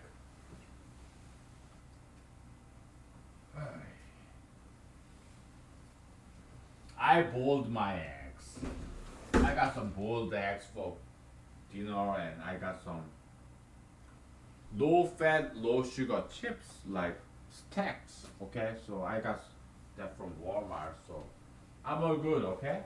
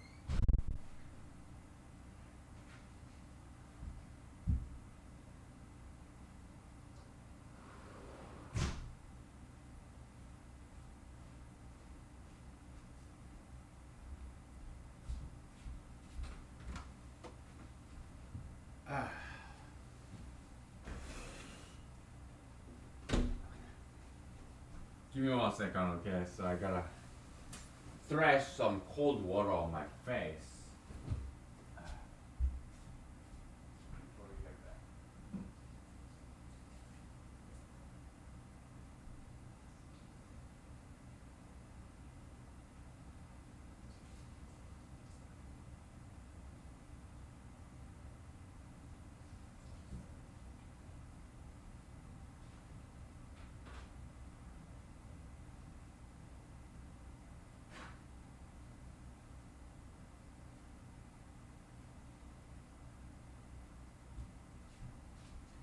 Yeah, I remember my grandmother, father side. She told me, my mother side, father side, grandmothers. Yeah, they babysit me. Okay, so I have some good lessons from them, good memories. Okay, so yeah, they told me good lessons. Do not waste this toilet paper. Okay, so I reuse them. Yeah, after washing my face like 100 times a day. Yeah, I wipe out my face with kitchen towel and then I dry it and I reuse it, whatever. Okay, so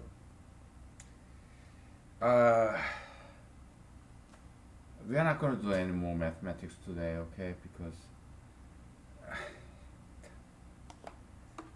how about I peel my boiled eggs in front of you? Let's do that, okay? Some humility, some humaneness, humbleness. Boiled eggs from Walmart. Peeling it. I'm a huge fan of boiled eggs. Oh, they're so good. We'll get this whiteboard away from us because for today we're done with it. We did enough mathematics, okay? We did our share of mathematics for today, okay? So no more than this is necessary. We are not just mathematicians, we are not nerds and geeks. Okay, we are more than that. We do politics. At least we, at least we talk about that.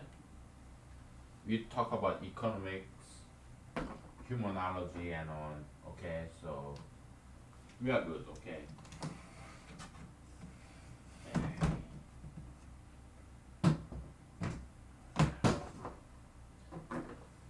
Whatever.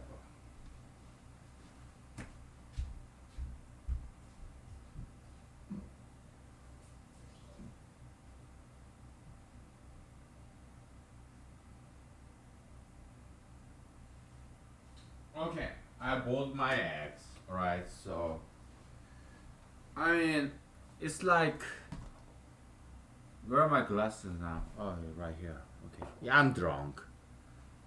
I don't deny that, but it's okay because I'm at home. I'm not driving anymore. Okay, so by now it's like 8 o'clock, whatever. Alright, so yeah.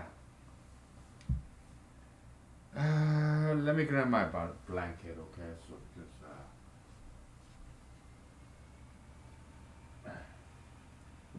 I don't want to spill my this. What color is this? It's like a orange and magenta kind of like brown, whatever. I don't care. Well, I have to have some tray because I have to drain this thing. Okay, so it's too much water in here. So.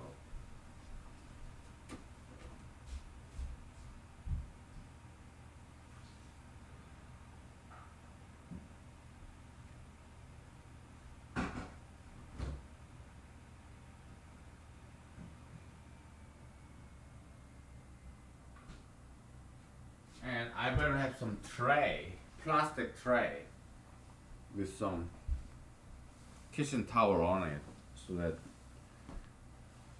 I don't spill water everywhere. Okay, so where's my blanket? It's too cold.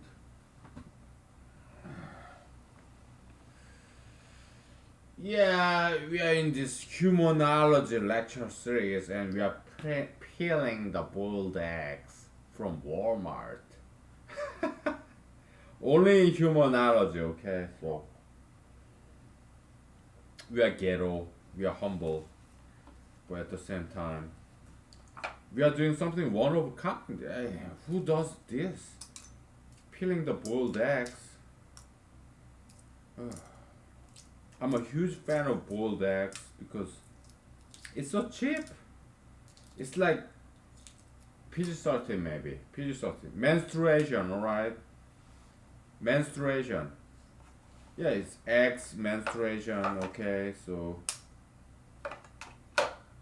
they would give out this yummy eggs I don't know how often, okay, but some boiled eggs are misbehaving. It's very difficult to peel. But eggs are layered, so we find a way to peel it. But some eggs are not as easy as other eggs to peel. So much waste of this egg white sometimes.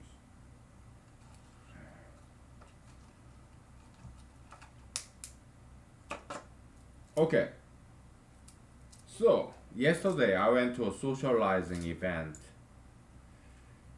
I'm not going to tell you what kind because I belong to many social hubs. Okay? Like lawyers on paper, okay, or pol- conservative politicians in Alaska, or I mean, political activists in Alaska, or Christians, or bar and club, or whatever, okay? Yeah. Some of them are old, aged, older than me, and some of them are younger than me, okay? So, and I'm vocal about my politics. I do not hide. I tell them that, yeah, I did vote for President Trump, but sometimes I regret it. But I'm running for president as a Republican Party candidate, so yeah, come 2020 November, yeah, vote for me. Then I'll be your president in 2021 January. So as you can imagine, I have many enemies. Actually, not that many. A few, all right. Some liberals, they loved to hate me. Some conservatives, they love to hate me. Okay, so I have enemies and friends on either sides of either side of the aisle. Okay, some liberals they love me. A few liberals they hate me. Okay, some conservatives they love me, but a few conservatives they hate me because to them President Trump is their god, or Cyrus, or God's prophet, or the next Jesus. That's how they see President Trump, okay, and I'm running against him. So some conservatives they love to hate me, okay. Liberals, oh, of course, many of them hate me, a few, because I am against gay marriage, marijuana, tattoos, piercings, obesity. Well, actually, obesity is more like conservative thing because Democrats, yeah, they say they love science. So Democrats, big city people, yeah, they practice diet and healthy diet, regular exercise. Big city people. Okay, so diet and exercise is more liberal thing. Okay, so President Trump he despises exercise. He thinks exercise is a waste of time. He eats all this unhealthy food, right? So yeah, obesity is more conservative thing. Okay. So I'm half liberal, half conservative, but whatever. So all my 12 or score or not score. Okay, score is like 20. Dozen is like what 12. Yeah, all my dozen eggs are all peeled. Okay, so let me put this in the refrigerator, wash it off, whatever. Okay. I'll be right back.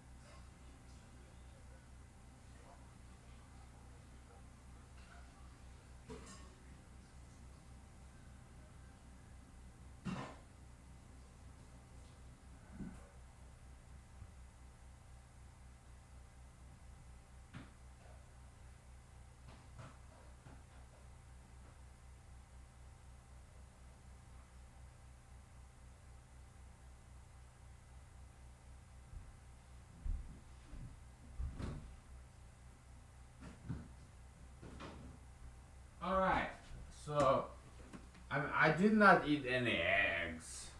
Oh, just what? A dozen, what, 12 eggs? Yeah, they're all well cooked, boiled, but I didn't eat it. Why? Because I kind of feel like fasting, alright? Fasting is about resisting against these animalistic urges. Fasting. Yeah, it's in Islam, Judaism, Christianity, and it's also in Buddhism, Chinese, Asian, Indian, Buddhism, Confucianism. It's about being a human being as opposed to an animal. Money, power, fame, sex, eating, defecating, breathing, drinking, water. That's all animals thing. But hey, I drink vodka, right? I mean, what kind of animals drink vodka? Yeah, then you may say, what kind of animals do tattoos and piercings? And what kind of animal do homosexuality? What kind of animals smoke marijuana?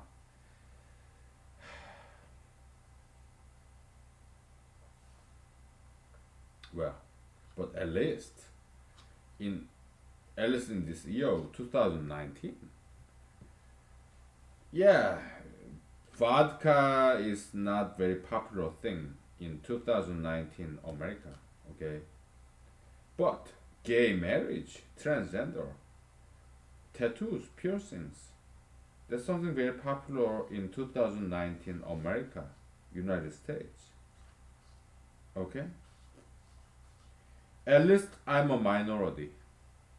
Okay, and at least I'm fighting against the mainstream, this gravitational force, river current, mainstream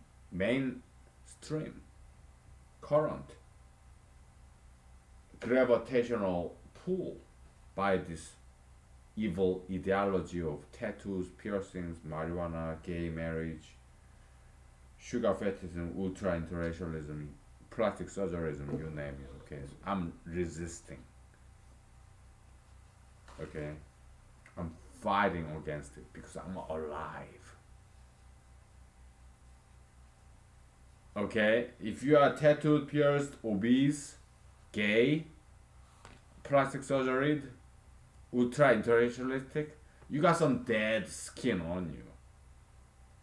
You got some dead skin on you. Alright, so you better get rid of it. Alright.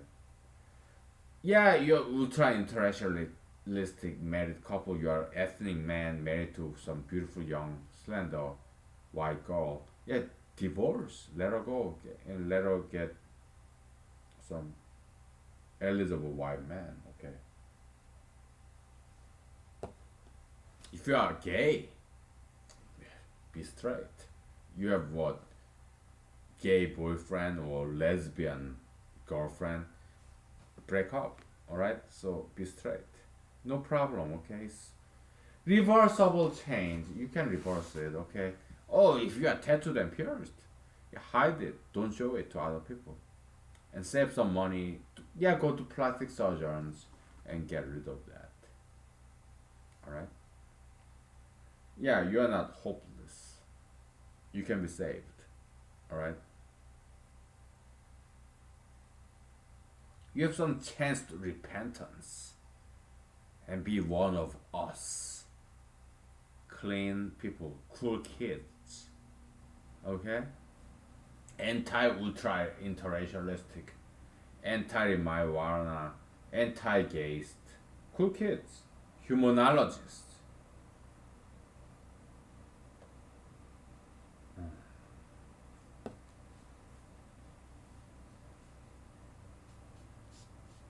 Okay?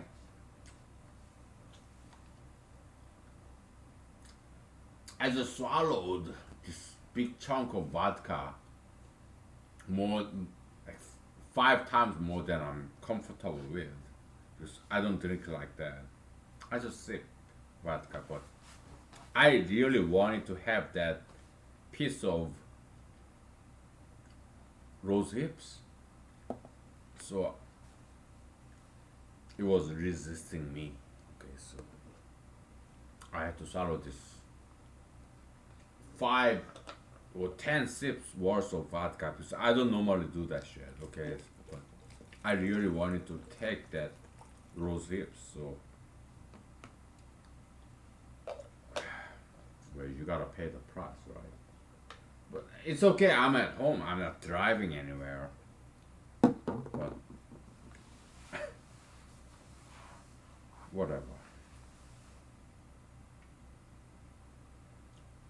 We have 20 minutes left. Okay, so let's take a break, and I tell you something else. All right. So yeah, let's make the best use of our time. 20 minutes left. Take 5 or 10. Okay.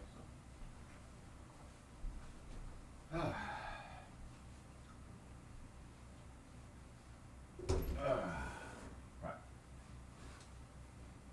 Take 5 or 10. Okay.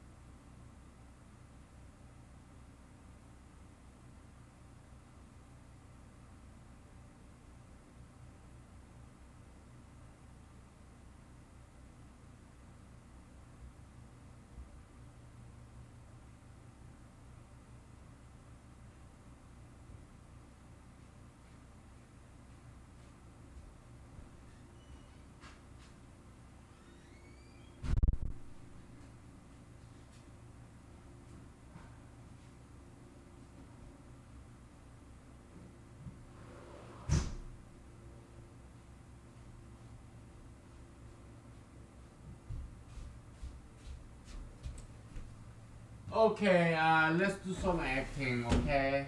Because we are away from our whiteboard. We can do some acting, okay? I'm not gonna bring the suit here. Alright, so, well, let me put this notebook away. 'Cause I don't know latex, whatever you call it. So, Man, it's another programming fucking language that I have to learn. I'm done with computer programming, okay? So I rather go old school, okay? Paper and pencil. And some recording in YouTube, okay? So no, no, I'm not gonna publish any paper, okay? I don't want it.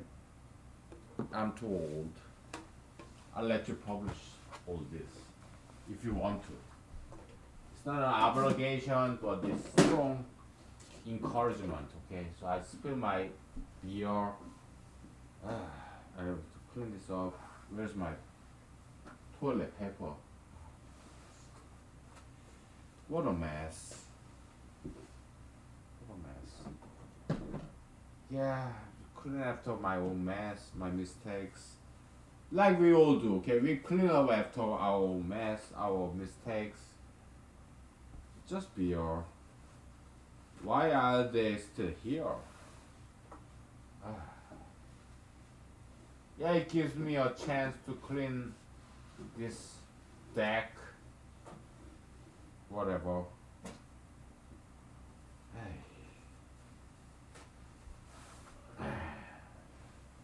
Clean this up.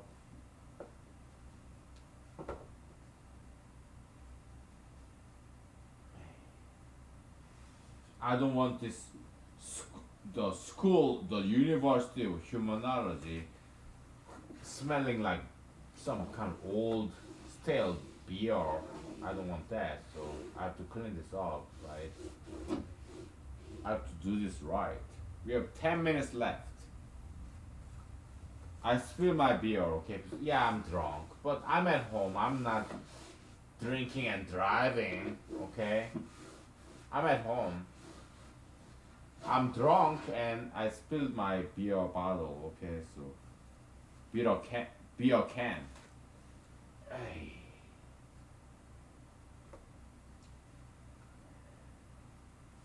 That's enough. Yeah, there's no crying over spilled milk, whatever.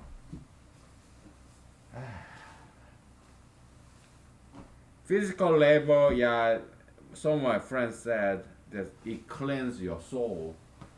Yeah, I agree. Okay. You know, this cats, some stray cats.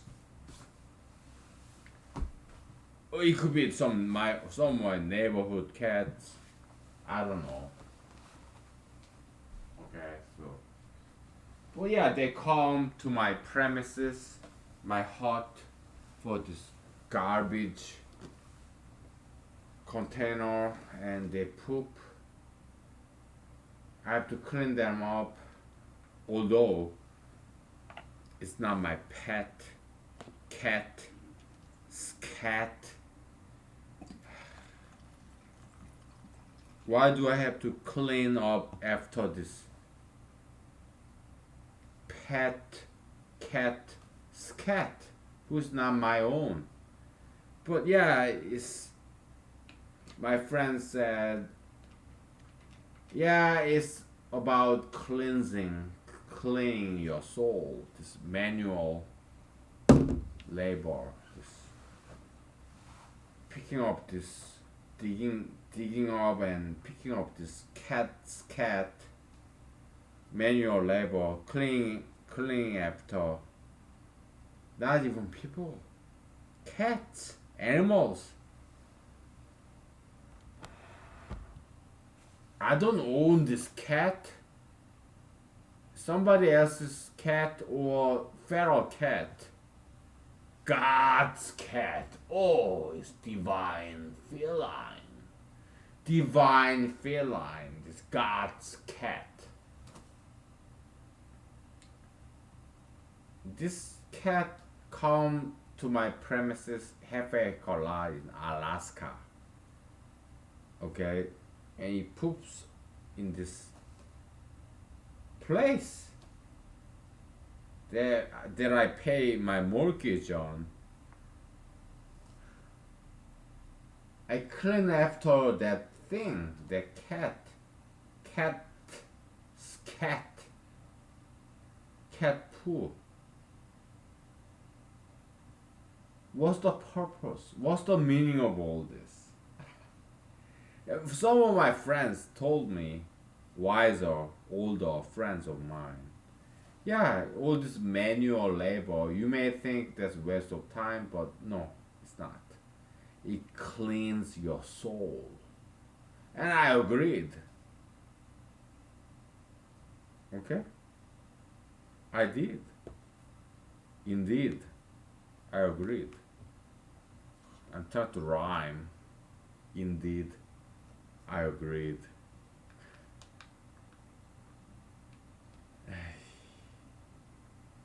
It's not human feces, fecal matters. No, it's this animal, this feral cat or somebody else's cat who just love to come to my premises. It enjoys pooping in this hut.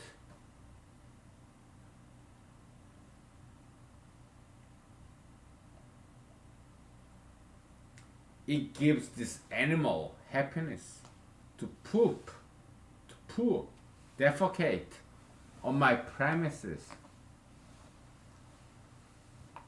I have to clean that up because I don't want my backyard to smell like cat, scat.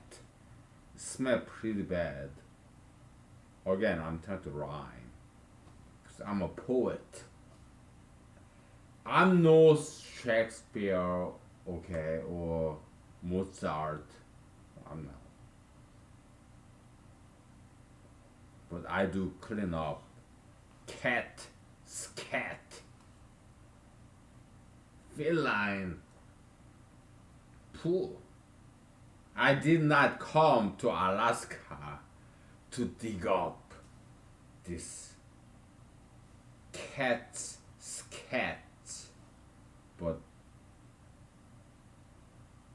I did not come to Alaska to do it, but I'm doing it because I do not want my property smelling like shit. Cats, scats, alright? But Americans, millennials, oh, that's what they want. They want to smell like cats, scats, tattooed, pierced, marijuana, gay, LGBTE,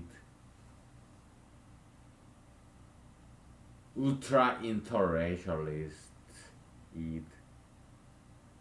yeah, that's why I'm running for president. Okay? At least I want to give it a try, an attempt, an experiment. I want to try if I can change all this mess. The President Trump, President Obama could not do. Okay, that's why I'm running for president in 2020 because this old Midwestern America gentleman, Wisconsinian. Okay, so Madisonian. Okay, so yeah, I met him in a bar. Okay, so yeah, 2020 vision. That's what he taught me. Okay, so to me, he's like Samuel, Prophet Samuel, anointing this future king, David, the shepherd. Okay, that's how I took it. Okay, so whether it comes to realization, it's up to God. Oh, Jehovah Almighty, this Jewish God. Yeah, I'm not Jewish. I'm Asian. Okay, so. But whether I become president in 2021 January or not, it's up to you, God. I know if you want it, you can make it happen because you are God. You are above the laws. Okay, so yeah, I know you can do it. I believe in miracle. Okay, so I take my chances with Jesus. Miracle. Yeah, Jesus walking on the water, raising the dead. I believe in it. I love Jesus Christ. Jesus saved my life. He sacrificed his life. The Son of God. Crucifixion. I believe in it. I do. I'm a Christian. Okay, so. Praise the Lord. Praise Jesus. Yeah. I'm a Christian, you know. I'm sorry if I'm offending you because maybe you have some other religion, but I'm sorry, okay? But what? You believe in Prophet Muhammad? Yeah, I'm a huge admirer of Prophet Muhammad. You're a huge fan of what? Gautama Siddhartha Buddha. I'm a huge fan of him too. Are you a huge fan of Plato, Aristotle, Socrates, Lao Tzu, Mahatma Gandhi, or Martin Luther King, or Martin Luther King Jr.? Okay? Yeah, I'm a huge fan of those saints of humanity. Me? I'm not them. I'm no saint. Okay? When I was in the US Army, this wonderful, very smart, wise colleague of mine was like 10 years younger than me. He knew I'm something, but I'm not quite living up to it. So he told me, oh, he's no saint. It's just like us, human being. God bless that gentleman, okay? So, young gentleman, okay? So, yeah, he's Hispanic. He's very fit. I wanted to touch his ass. He's a guy. He's very muscular, kind of slender, kind of guy. One time in Afghanistan when we both were deployed, we are combat veterans. I slapped his ass because I wanted to feel his ass because very smart, muscular, slender, Hispanic, all American soldier, okay? I wanted to slap his ass because, yeah, what are you made of? Oh, you're all muscular, this brawn and muscle, like, yeah.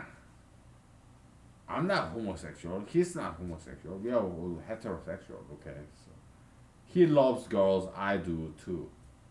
Okay, but yeah, I want to feel what he's made of. Muscle, yeah. He got some muscle, okay, so good kid. You're 10 years at least younger than me. Good kid. Yeah, I want you to slap your ass, man. Yeah, be good. Yeah, and we went to some combative, you know, he's cool, okay? He's married with kids, me, single, but we are both heterosexual, okay? So, yeah, but we are good friends, okay? So, alright, time is up, okay? So, be good, be nice, God bless you. Yeah, thrive, but be nice, be good, ethical, okay? Thank you. Good night.